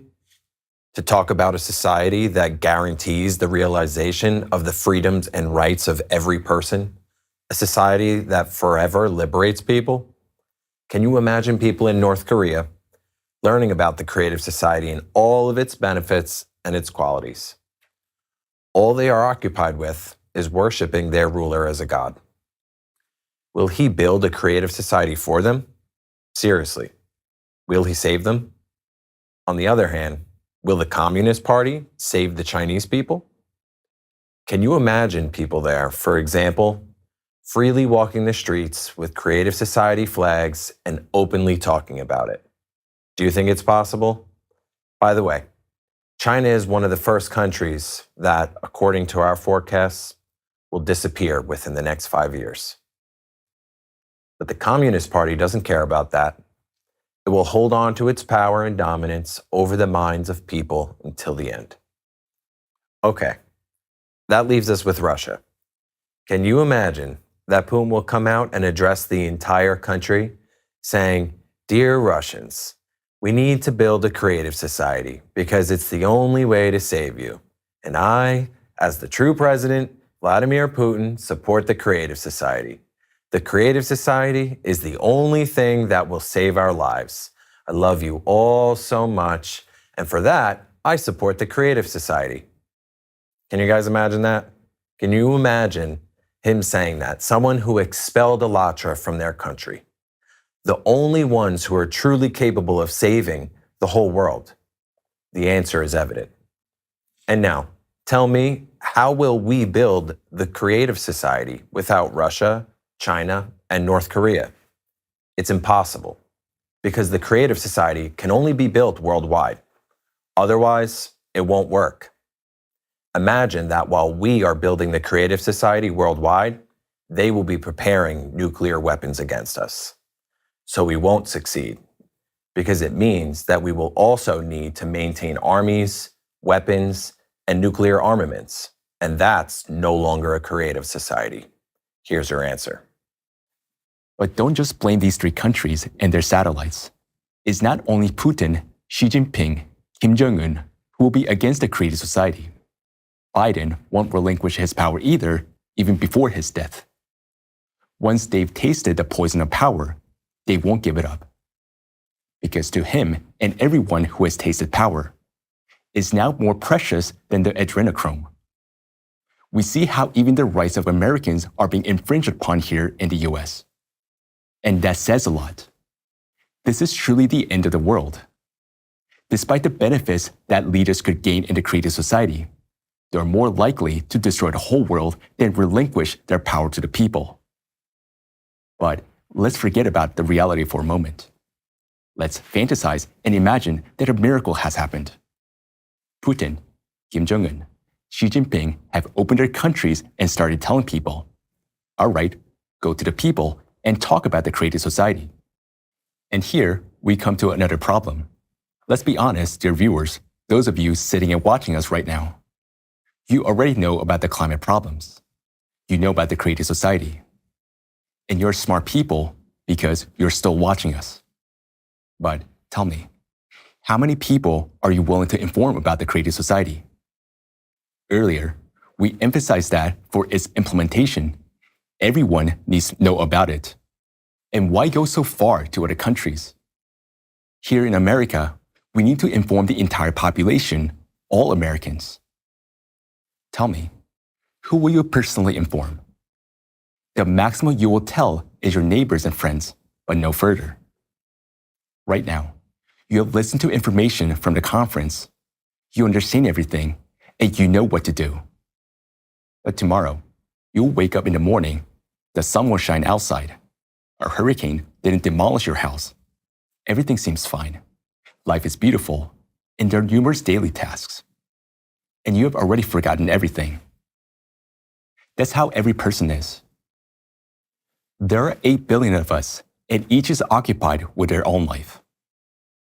If we were different, the whole world would already know about the creative society. But we are who we are. We're just like you. And we as people are the ones opposing the implementation of the creative society, not someone else. Here, we can't shift the blame onto Biden or Putin because the creative society is in people's hands. We as people can't agree, can't explain it to each other, and don't want to hear about the creative society because we lack the understanding of its benefits for us. John, that's absolutely right. And this unwillingness to be reasonable and adequate sometimes crosses all boundaries of idiocy. Do you remember how Greta Thunberg was outraged when she said that they stole her dream? How dare you! You have stolen my dreams and my childhood with your empty words, and yet I'm one of the lucky ones.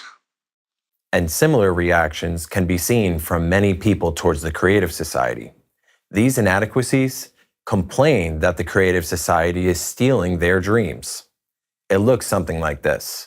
This is all wrong. I shouldn't be here. I should be at work, slaving away for my retirement and paying my bills.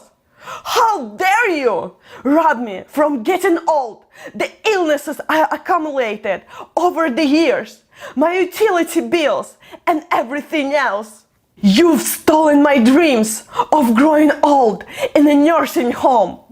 And now I will have to run young and healthy until I'm 1500 years old. But I only planned for 75.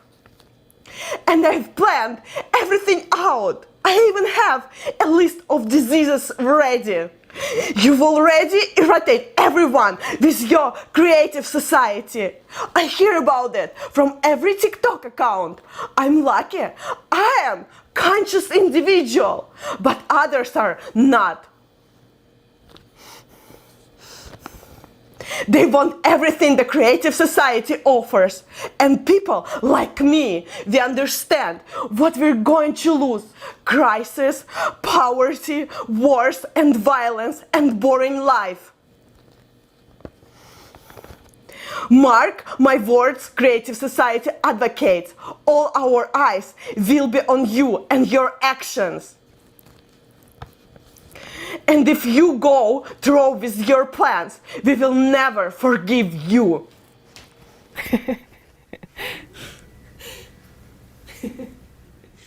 Okay, so that may sound absurd, but we are living in this absurdity. And we hear this quite often. Yes, it may seem irrational from the outside, but those who tell us this consider themselves normal people. The reasoning you heard may sound like madness, but we do encounter it. Many people simply refuse to see their own benefit in the creative society. There are plenty of people who are afraid that their old age and illnesses will be taken away from them. This is the tragedy of modern humanity. We, as humans, have lost our reason, our instinct for self-preservation, our humanity, and most importantly, we have lost responsibility for our own future, for the future of our loved ones, and even for life itself. We have even lost responsibility for ourselves, shifting the responsibility for our lives onto people like Biden, Trump, Putin, and others. So that's the reason why building the creative society is unlikely to succeed. It's a pity, of course. Why is it a pity? I'll explain. The creative society provides opportunities that we can't even dream of. For example, let's consider extending life beyond the species limit for everyone. Even a very old man can become young again and live for 1,500 years. Just imagine even Trump becoming young. The creative society is the only way he can serve all his 700 years, which the court sentenced to him. Afterwards, he can then get out and freely serve for the same amount of time. People have proposed that everyone will receive amnesty if we enter the creative society. Everyone will get a chance to start over with a clean slate. And we suggest everyone except Trump. He can host his own prison reality show. You guys remember the Truman Show? Well, instead, we can have the Trump Show, since he loves being an actor and he loves our attention. And for 700 years, we can watch him live from his cell. Comments are still hidden. What else is on? Yeah, let's see what else is.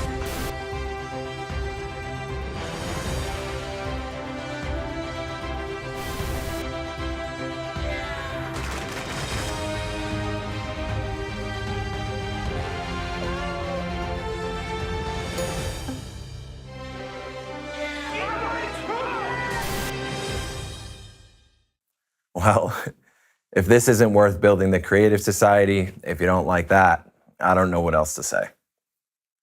But on a serious note, that's our problem. We, as humans, don't want to hear anything inconvenient and don't want to do anything that interrupts our everyday life. We shift our responsibility from ourselves onto others. Whom have we entrusted with the responsibility for our own lives? Our so-called leaders, those in power? Exactly. And what's the result? Where has this led us to? Let's look at our society as adults. This conference is for thinking, intelligent people, for you Americans, for the real elite of the America. Think about it. Who among the powerful will care about people's lives? Do you hope that those in power will care about our lives, that they will warn and save us during the climate disasters? Those in power are preoccupied with something else. When, for example, the authorities help one other country, it might seem like they're willing to take care of people, but they're only doing it because they have their own interests there. Look, If we stop lying to ourselves, what do we expect? If climate catastrophes happen, we expect that we'll be saved. We hope that there will be assistance. Remember Hawaii, the most terrible tragedy, that nightmare, abandoned and screaming people in the fire, and no help from the authorities. That's our reality. And it's not just our country. Let's remember Storm Daniel. On September 10th, it hit Libya. Its tidal waves was so terrible that it immediately breached 2 huge dams in the city of Derna. Millions of tons of water washed away everything in its path. Residential areas, roads, cars, all disappeared forever. Entire residential quarters of the city of Derna were simply washed away into the sea along with people. A quarter of the city was wiped off of the face of the earth. And although the storm ended on September 12th, the number of victims is still increasing every day. As of today, the official count is about 11,000 deaths. Do you hear me? 11,000. And these are the only bodies that were found. The sea is still washing up bodies on the shore. But in addition to them, more than 10,000 people are officially considered missing. Surviving local residents say that no one warned them about the storm's strength. Although both dams were in need of repair for a long time, no one cared to strengthen them. No one warned the people that this storm could break the dams. No one even planned for an evacuation. No one saved the people from Libya from a deadly trap. Thousands and thousands of people, just like us, perished, and no one will return their lives.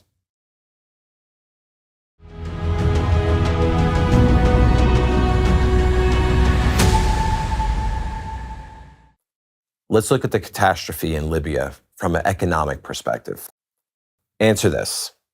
What's cheaper, evacuating a huge city or buying body bags? What's cheaper? Let's look at things rationally, as adults, not as children. Imagine you're the president. You have power, and you bear great responsibility. Evacuating a city means subjecting the budget to significant economic costs and risks. And what if the forecast doesn't pan out? If the hurricane doesn't reach the anticipated strength, how much money was just spent for nothing? It's much easier and cheaper to pretend that nothing is happening and then offer condolences and buy body bags. Unfortunately, this is a truth. And please understand us correctly right now. We're not trying to tell you that government representatives are bad. We all live in a society where such an attitude towards people's lives has become the norm. These are the conditions of our consumer-oriented society. Imagine yourself in their shoes. Imagine having that power. Imagine how many billions you're stealing. Just imagine it. You have a lot of money and power in your hands. And the fact that you're indifferent to people's lives, no one will ever find out. Tell me, while lying in a warm bath, would you think about people you don't know or have never seen in your life? Or would you think about how much money you have stolen for your family? Would you imagine how your great-grandchildren will admire you, how cool you were, how much wealth you have amassed, and how it's enough for their entire lives? You'll fight for your throne and your future to secure yourself and your offspring so they can praise you, spending the money you have stolen. You'll create a new elite clan, become the founder of a new clan. If you're not lying to yourself, you'll admit that you would act just like all those who had attained power, and you would do the same as they do. You need not to confess this to us. You will definitely lie to us, but answer honestly to yourself. With such immense power, would you really think about the lives of people you don't know? After all, even now, without holding that power, you'll agree that in reality, each of you doesn't really care about victims because it wasn't you or your loved ones who suffered. On the one hand, you might be afraid that you could end up in their shoes, but on the other hand, you still hope for a favorable outcome. But you're intelligent people. You already know the truth and understand what's happening to our planet. You must realize that each one of us who encounters climate catastrophes will experience what these unfortunate people are going through. Yes, that's the reality of our lives. And many people have a question. Are we really powerless? In today's circumstances, yes, we are. For us to have any chance, we need to either choose the creative society or the model proposed by Egon Chalakian. No one has suggested a third option. If we don't choose either of these options, then climate catastrophes will come to each of us. You already understand and see that there is no trend toward reducing catastrophes. But if we do unite and find the strength within ourselves, then naturally, we can either build a creative society or implement what Egon Chalakian suggests. You will preserve your home, the lives of your children and parents, and you will be able to live in a different, more humane and righteous world. You will have the chance to attend your churches, pray to God, think about the salvation of your soul, and build your businesses. Our world and our lives will remain intact. So, what should we do, Americans? Build the creative society or build a society based on Chalakian's model? Both options will work if the entire world supports them. What will we do, Americans?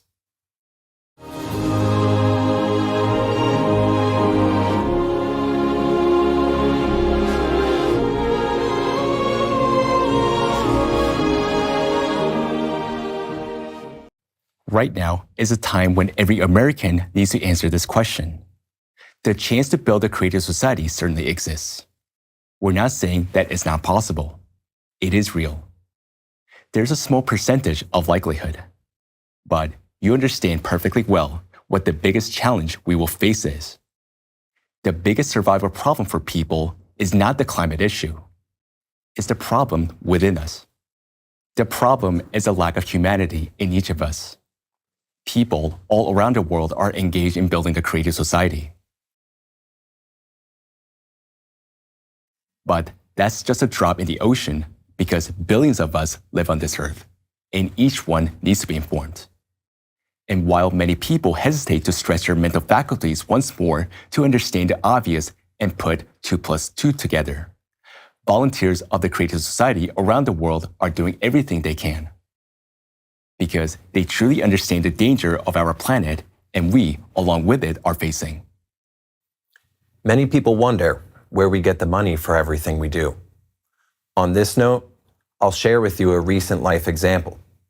Not too long ago, a volunteer from the Creative Society, a talented musician named Gregory from Georgia, participated in promoting this conference. He wrote a song about the Creative Society. He created a music video to help many Americans learn about today's conference and join us. Turned out that Gregory didn't even have the money to come shoot the video. We found out about this only recently, purely by accident, that Gregory had to donate his own blood to get the money for gas. That's what people do to deliver the truth to you in time so that the sea doesn't wash up your lifeless bodies on the shore just like it did to the Libyans. These are the real heroes. This is where the Creative Society gets motivation to take action. And this is just one example among many. Creative Society volunteers do what they do because their motivation isn't personal gain, but the desire to save humanity. Understanding the importance and seriousness of the information that will be presented at this conference, the information you're hearing today, Gregory donated his own blood. Today, he is a hero of America and a true volunteer of the Creative Society. He's not thinking about himself. He's saving America. He's saving you. He's just an ordinary guy with a big heart. You may not even know him, but he loves you so much that he sacrificed his own blood to save your life. That's the truth. He's paying with his blood for your chance at life because he understands that there are people like you, real Americans, thoughtful, intelligent, humane people who can hear and understand the truth. People who are worth it.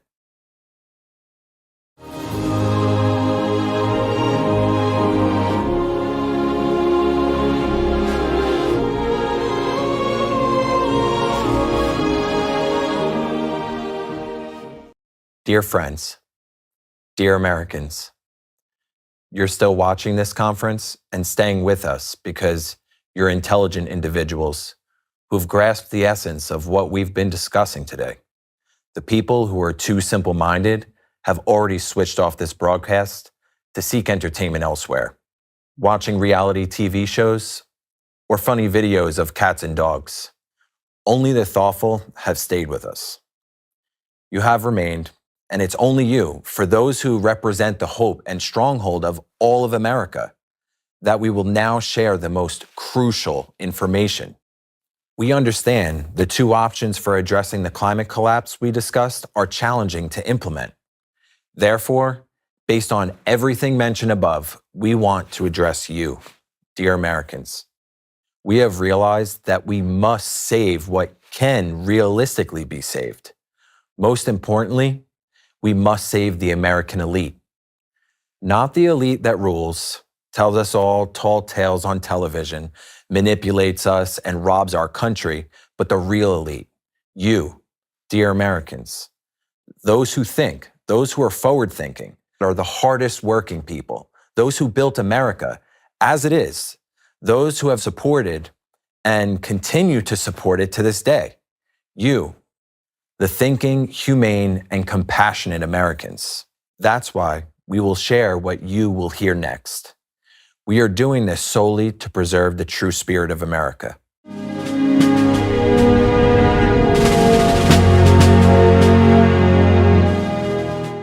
We were offered enormous sums of money for the information we're about to share with you. A representative of two corporations offered us $2 billion, $1 billion from each corporation to keep this information from going public and to make it the exclusive knowledge of these two corporations. Undoubtedly, $2 billion is a substantial amount of money. We are confident they would have offered even more if we had bargained. However, taking the money would be an unfair step, profitable for us, but unfair to you, the people of America. We choose to act as any true American citizen would and deliver this information to you. America means more to us than money. These aren't just pretty words. For us, this is the truth of life. Moreover, we wouldn't even have had the time to spend those billions due to climate catastrophes. All money will soon cease to exist, and then the climate will destroy us as well. Therefore, money is nothing. The most valuable is you, the intelligent people who can comprehend what we are about to reveal, react appropriately to this information, and preserve their lives. It is people like you who are the real elite. We believe our elite must be saved because, God willing, if our planet survives, only they will be able to rebuild the devastated America and restore its greatness. Why do we say devastated? Because no matter what we do or which model we adopt, America will be devastated. We hope not entirely, but a significant part will suffer regardless. Why? Because it's already suffering. Remember Hawaii, and not only Hawaii. The climate is already ravaging our America, and that's the truth.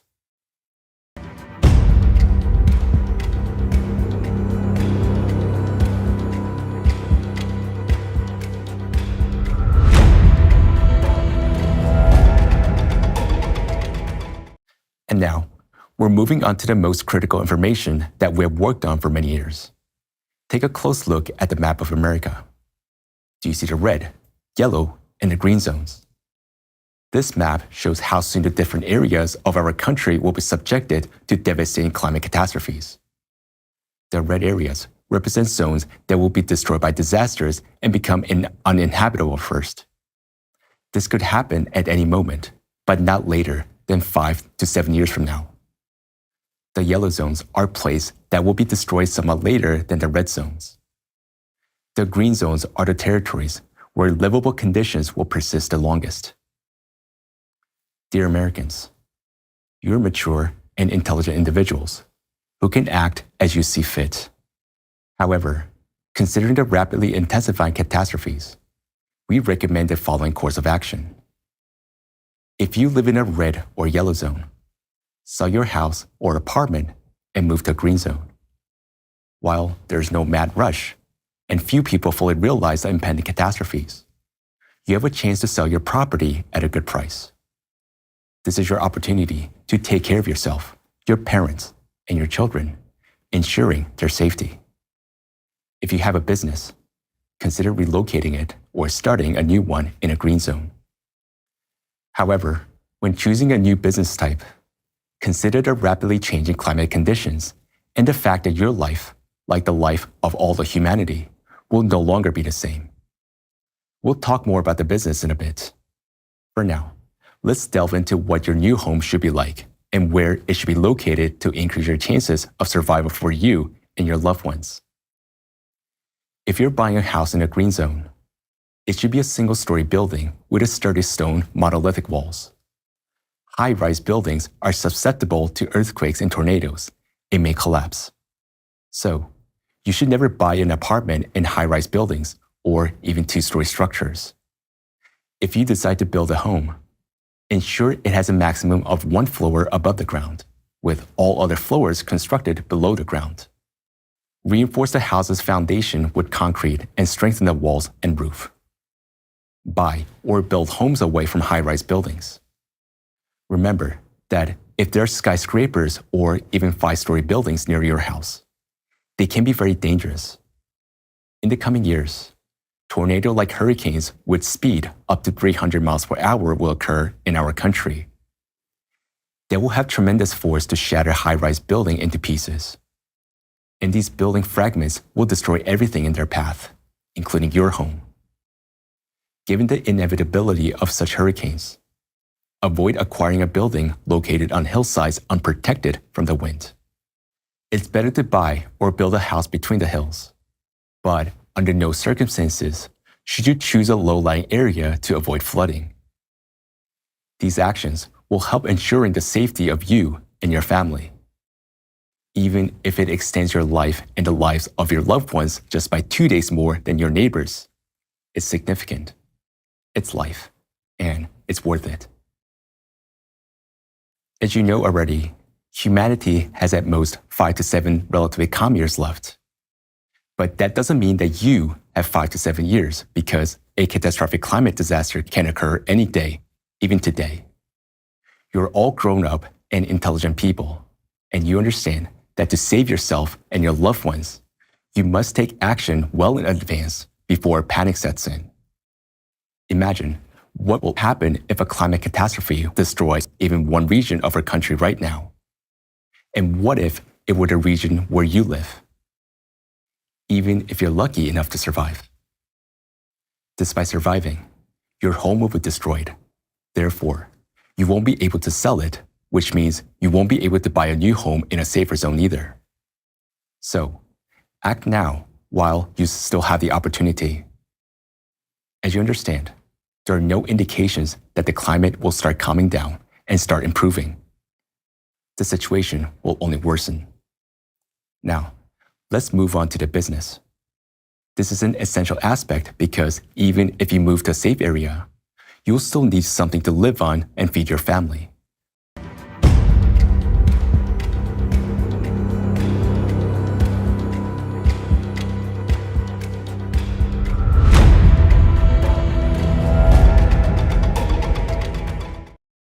Dear Americans, right now, we're giving you information that will help you to preserve your capital. While few currently understand the catastrophic events that will soon affect the most countries worldwide, including America, you have the opportunity, unlike others, to preserve your assets and reorient your business. Because your assets are not just your wealth, but also America's wealth. If we become impoverished, our country will too. By taking care of your capital, we can maintain the dominant position of our great nation. Right now, we will name the territories and specific countries that will be destroyed by the natural disasters sooner than others. Dear Americans, if you work, collaborate with, or your business depends on these countries, reconsider your relationship with them, no matter how advantageous they may seem. The first countries that will cease to exist in the next 5 to 7 years are Japan, China, India, Italy, the United Kingdom, and the countries in the Arabian Peninsula. This is due to the geological structure of these territories and their vulnerability to climate disasters. All other countries will survive a little longer, but ultimately, they will face the same fate.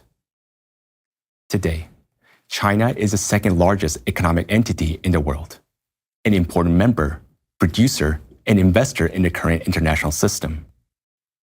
Due to the increasing growth and frequency of climate disasters, China is already on the brink of economic crisis that could have unpredictable consequences for the entire global community. If the Chinese economy and industry collapse, global trade and production will face significant challenges. In many sectors of global production, there will be a collapse. Therefore, if you have an international investments and stocks in companies with production located in China, consider divesting them. You're intelligent people, and you can see what already is happening in China. You understand well that soon there will be no economy, no industry, and no China itself. In the near future, there will be only 2 small green zones in China where a very small number of people can reside. Another country that will be devastated by the climate disasters in the near future is the United Arab Emirates. Despite the vital role this country plays in international trade, the development of science and innovative technologies, keeping your assets there will be simply unprofitable. The entire territory of the United Arab Emirates will soon turn into an empty desert. The same fate awaits all other countries on the Arabian Peninsula. Look what is already happening in this region. This trend will worsen, and soon, everything that emerged from the sand will return into the sand. Given the geometric progression of disasters in this region, which will only worsen, we would recommend withdrawing investments from this region and divesting of all real estates while it is still valuable. Dear Americans, if your business is somehow dependent on these countries, China, Japan, India, Italy, the United Kingdom, and the countries of the Arabian Peninsula, end your contracts, or you will lose your investments and income. If you value your money, get rid of the real estate in these countries while it can still be sold at a premium price, and while there's still something to sell. It is better to develop your business exclusively in green zones of America and other countries. Such businesses will survive and continue to generate profits in the face of climate collapse. Even a small-scale production of essential goods in green zone will remain relevant. Focus on businesses related to essential goods that will be needed in survival conditions. Acquire what you won't lose. Even if you own the world's richest and hottest international corporation, very soon, it won't do you any good. It is better to own the production of essential goods in a green zone than to control all the oil in the world right now. Soon, it won't be needed by anyone. You will see that more than 90% of the global production will cease to exist in 5 to 7 years. This trend has already started this year. However, we have not yet felt it because the halted factories have been replaced by the others. But soon, there will be no one and nothing to replace them because, due to climate cataclysms, the entire global production and the world economy will soon be destroyed. As for European countries, it's also not advisable to rely on them. We're closely studying the risks in this region right now. Perhaps, at our next forum, we will discuss this topic in more detail. For now, the most important thing is to assess all the risks and choose the best path for the development of your business. If you don't want to close your business in areas that will be destroyed in the near future, at least sell your properties and lease them instead.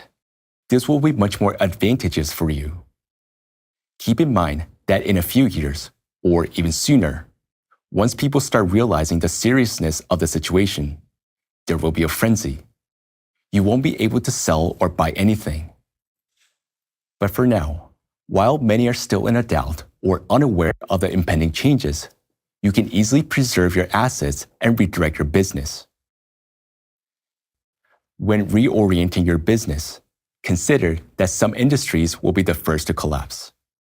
First and foremost, we recommend avoiding businesses related to IT technologies, electronics, telecommunications, television, and electric vehicles.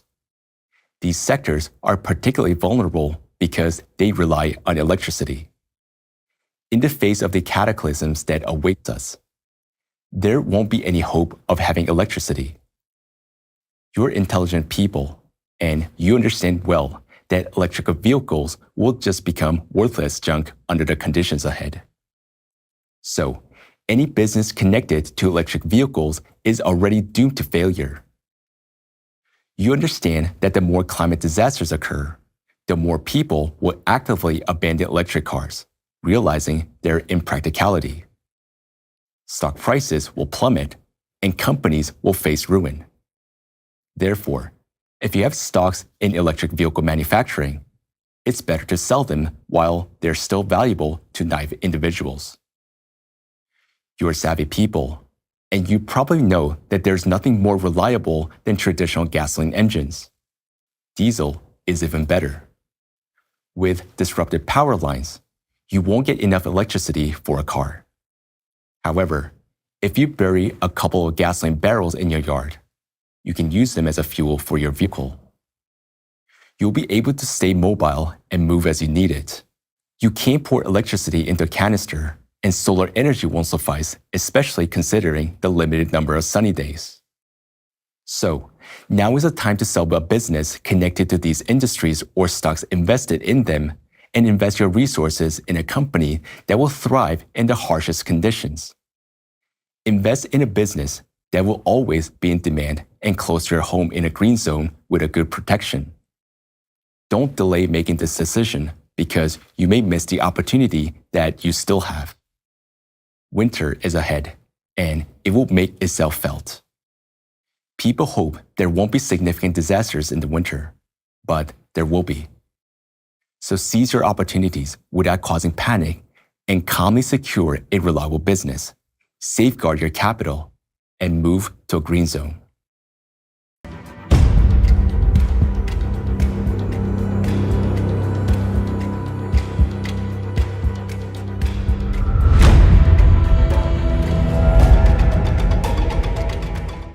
Let's now talk about money. How to keep your finances safe in a deteriorating economy.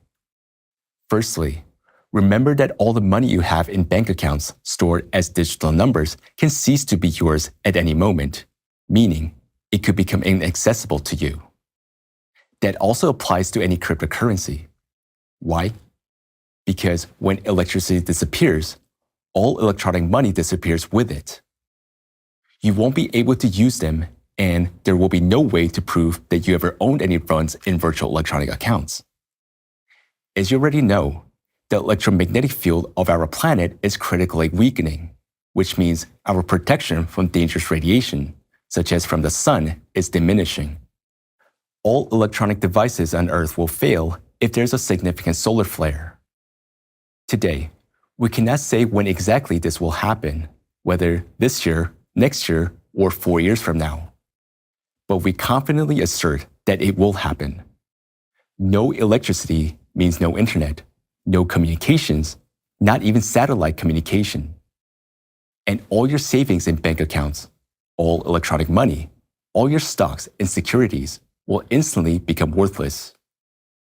Will paper money have value in such conditions? The answer is no, considering the collapsed economy, destroyed banks, and the absence of any financial regulatory mechanisms.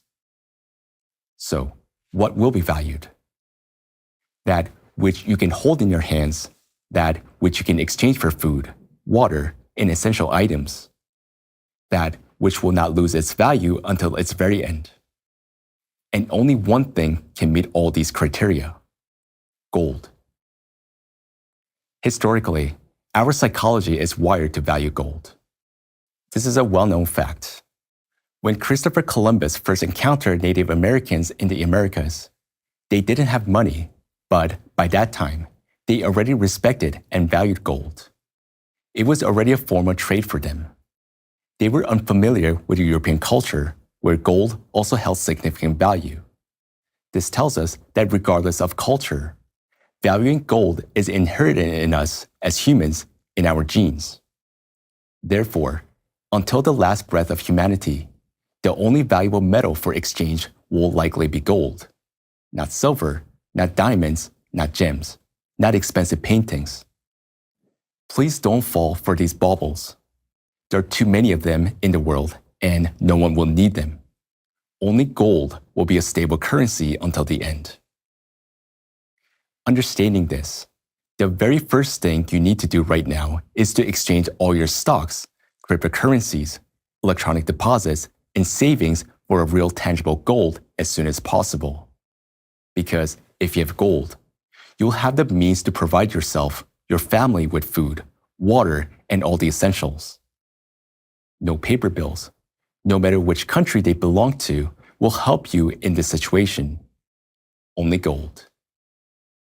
After buying gold, the most important thing is not to store it in a safe of any bank, especially in a red or yellow zone. Otherwise, consider it no longer your gold. Your gold is the gold that is stored at the very least in a bank located in a green zone. And the most secure option is to keep gold a well-built safe buried at a depth of 6 to 7 meters in the basement of your own house, securely reinforced and located in the green zone. Then, you can sleep peacefully, knowing that you have gold that belongs to you, which can feed your family, extend your life. Remember, only what's at your hand will truly be yours.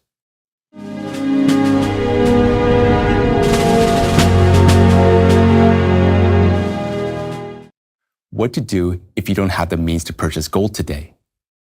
First, at the very least, acquire physical cash. The most crucial step is to withdraw your finances from electronic forms. Remember that what's stored in electronic bank accounts in a red zone is not truly yours. It can disappear at any moment. What you have in gold within your reach in a green zone is yours. Anything in a red zone will be lost. Even what may be in a yellow zone will no longer be yours.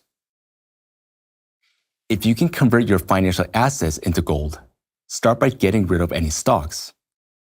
Suppose you hold stocks in large corporations, especially those related to high-risk countries, China, Japan, Italy, India, and the United Kingdom, and countries in the Arabian Peninsula. In that case, the best thing you can do is sell the stocks of these corporations and buy gold. It is crucial to start doing it right now. Why?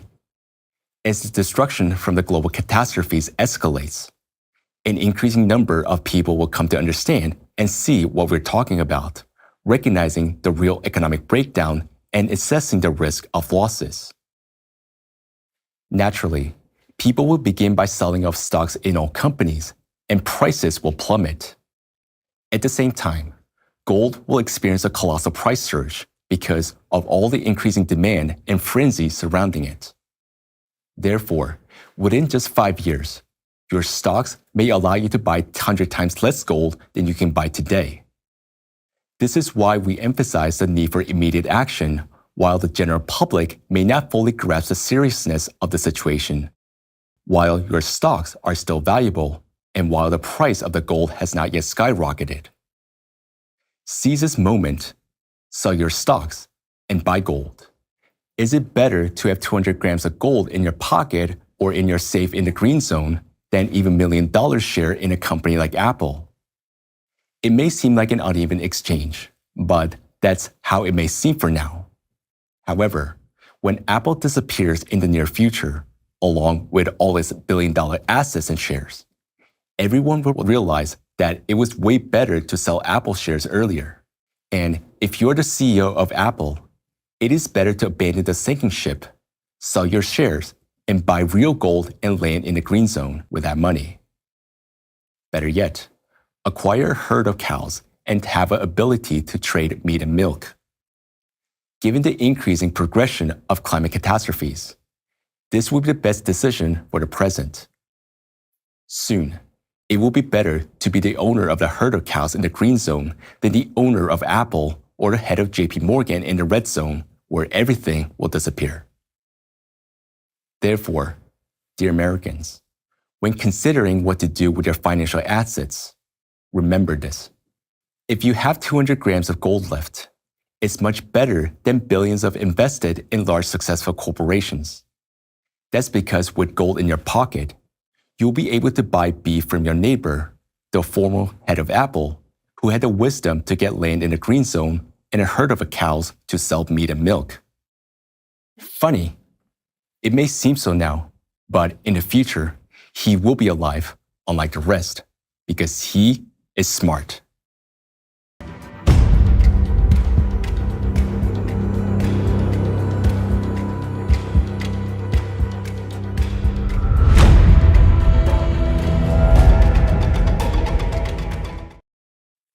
We all consider ourselves very intelligent, but when it comes to taking care of our own safety, do we have the intelligence to do so?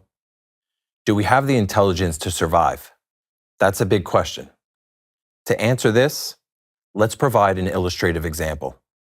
The horrific flooding in Libya occurred in September of this year. More than 11,000 fatalities and tens of thousands missing. At night, while everyone was asleep, a powerful hurricane tore down 2 dams, and powerful streams of water rushed into the city with tremendous force. Street after street, block after block, the water carried away thousands of people, along with their homes directly into the open sea. City residents perished as families. Homes and entire neighborhoods were swept away. A few days later, the sea began to wash ashore the deceased. Waves brought dead bodies faster than the city's inhabitants could bury them. Look at these images. Look at these people who were still alive not long ago, just peacefully sleeping in their homes. And now, I will ask you one question. In your opinion, if the residents of Libya had been warned 2 days before this tragedy that such catastrophic events would occur, would they be floating lifeless now? You might say, no, of course not. And we would say, yes, they would be. But not everyone. Only the foolish would be floating lifeless. The smart ones would be walking along the shore, watching how the lifeless bodies of foolish people are floating. That's the difference between having intelligence and not having it. Libya is just one example. But let's remember what happened in Hawaii of August this year. A massive fire, also starting at night, engulfed an entire city, spreading at an incredible speed. When the fire reached the first houses, smart people immediately left the danger zone, taking their families and their loved ones with them. The foolish ones stayed in their homes, hoping that the fire would not approach. And if it did, the authorities would surely come to their rescue in time. But within minutes, the fire was in their backyard. And now, their entire house was engulfed in flames. How can one understand such behavior?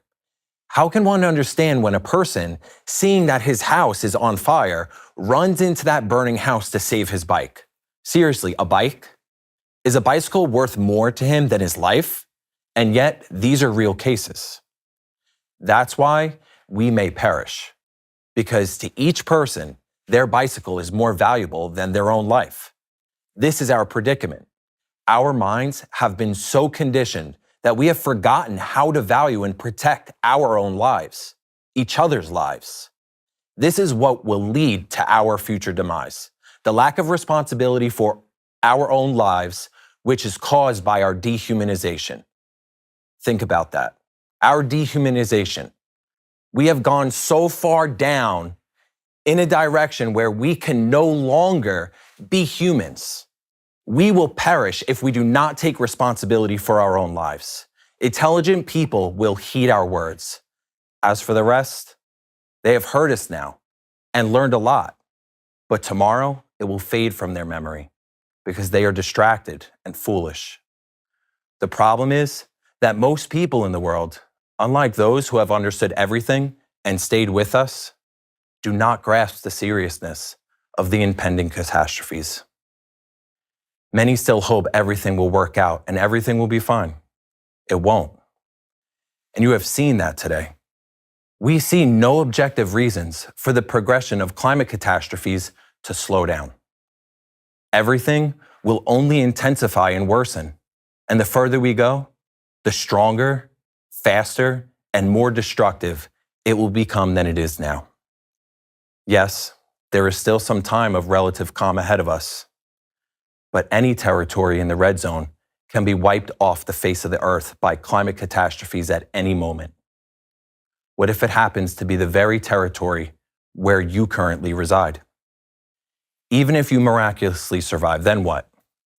What will you do? Rely on help? How much help did they provide Libya or Hawaii? There's your answer. You need to take responsibility for your future quickly instead of relying on someone else. Therefore, while we are alive, it is crucial to think now about our future, our lives, and our safety. What do you guys think is better? Leaving everything as it is, or taking measures to preserve our lives? To die an unnecessary death like a stray dog, or to stay alive and tend to the cattle in the green zone? Throughout this conference, we've been addressing Americans capable of thinking and analyzing, those capable of understanding and realizing everything we are saying and the evidence we are presenting. We are speaking to those Americans willing to take timely action and ensure their safety, their loved ones, and their families. We are addressing those Americans who have grasped the gravity of the situation and have stayed with us until the end. It is for you that we have shown the map of the United States with the green zones and explained what will happen in the coming years. Now we are addressing you, the real elite, upon whom America has relied and continues to rely. You, the true elite, are the most valuable asset in America. Only you can rebuild our beloved America if, God willing, you survive in the green zones. Because if there is no America, then what use is this world to us? May God help us.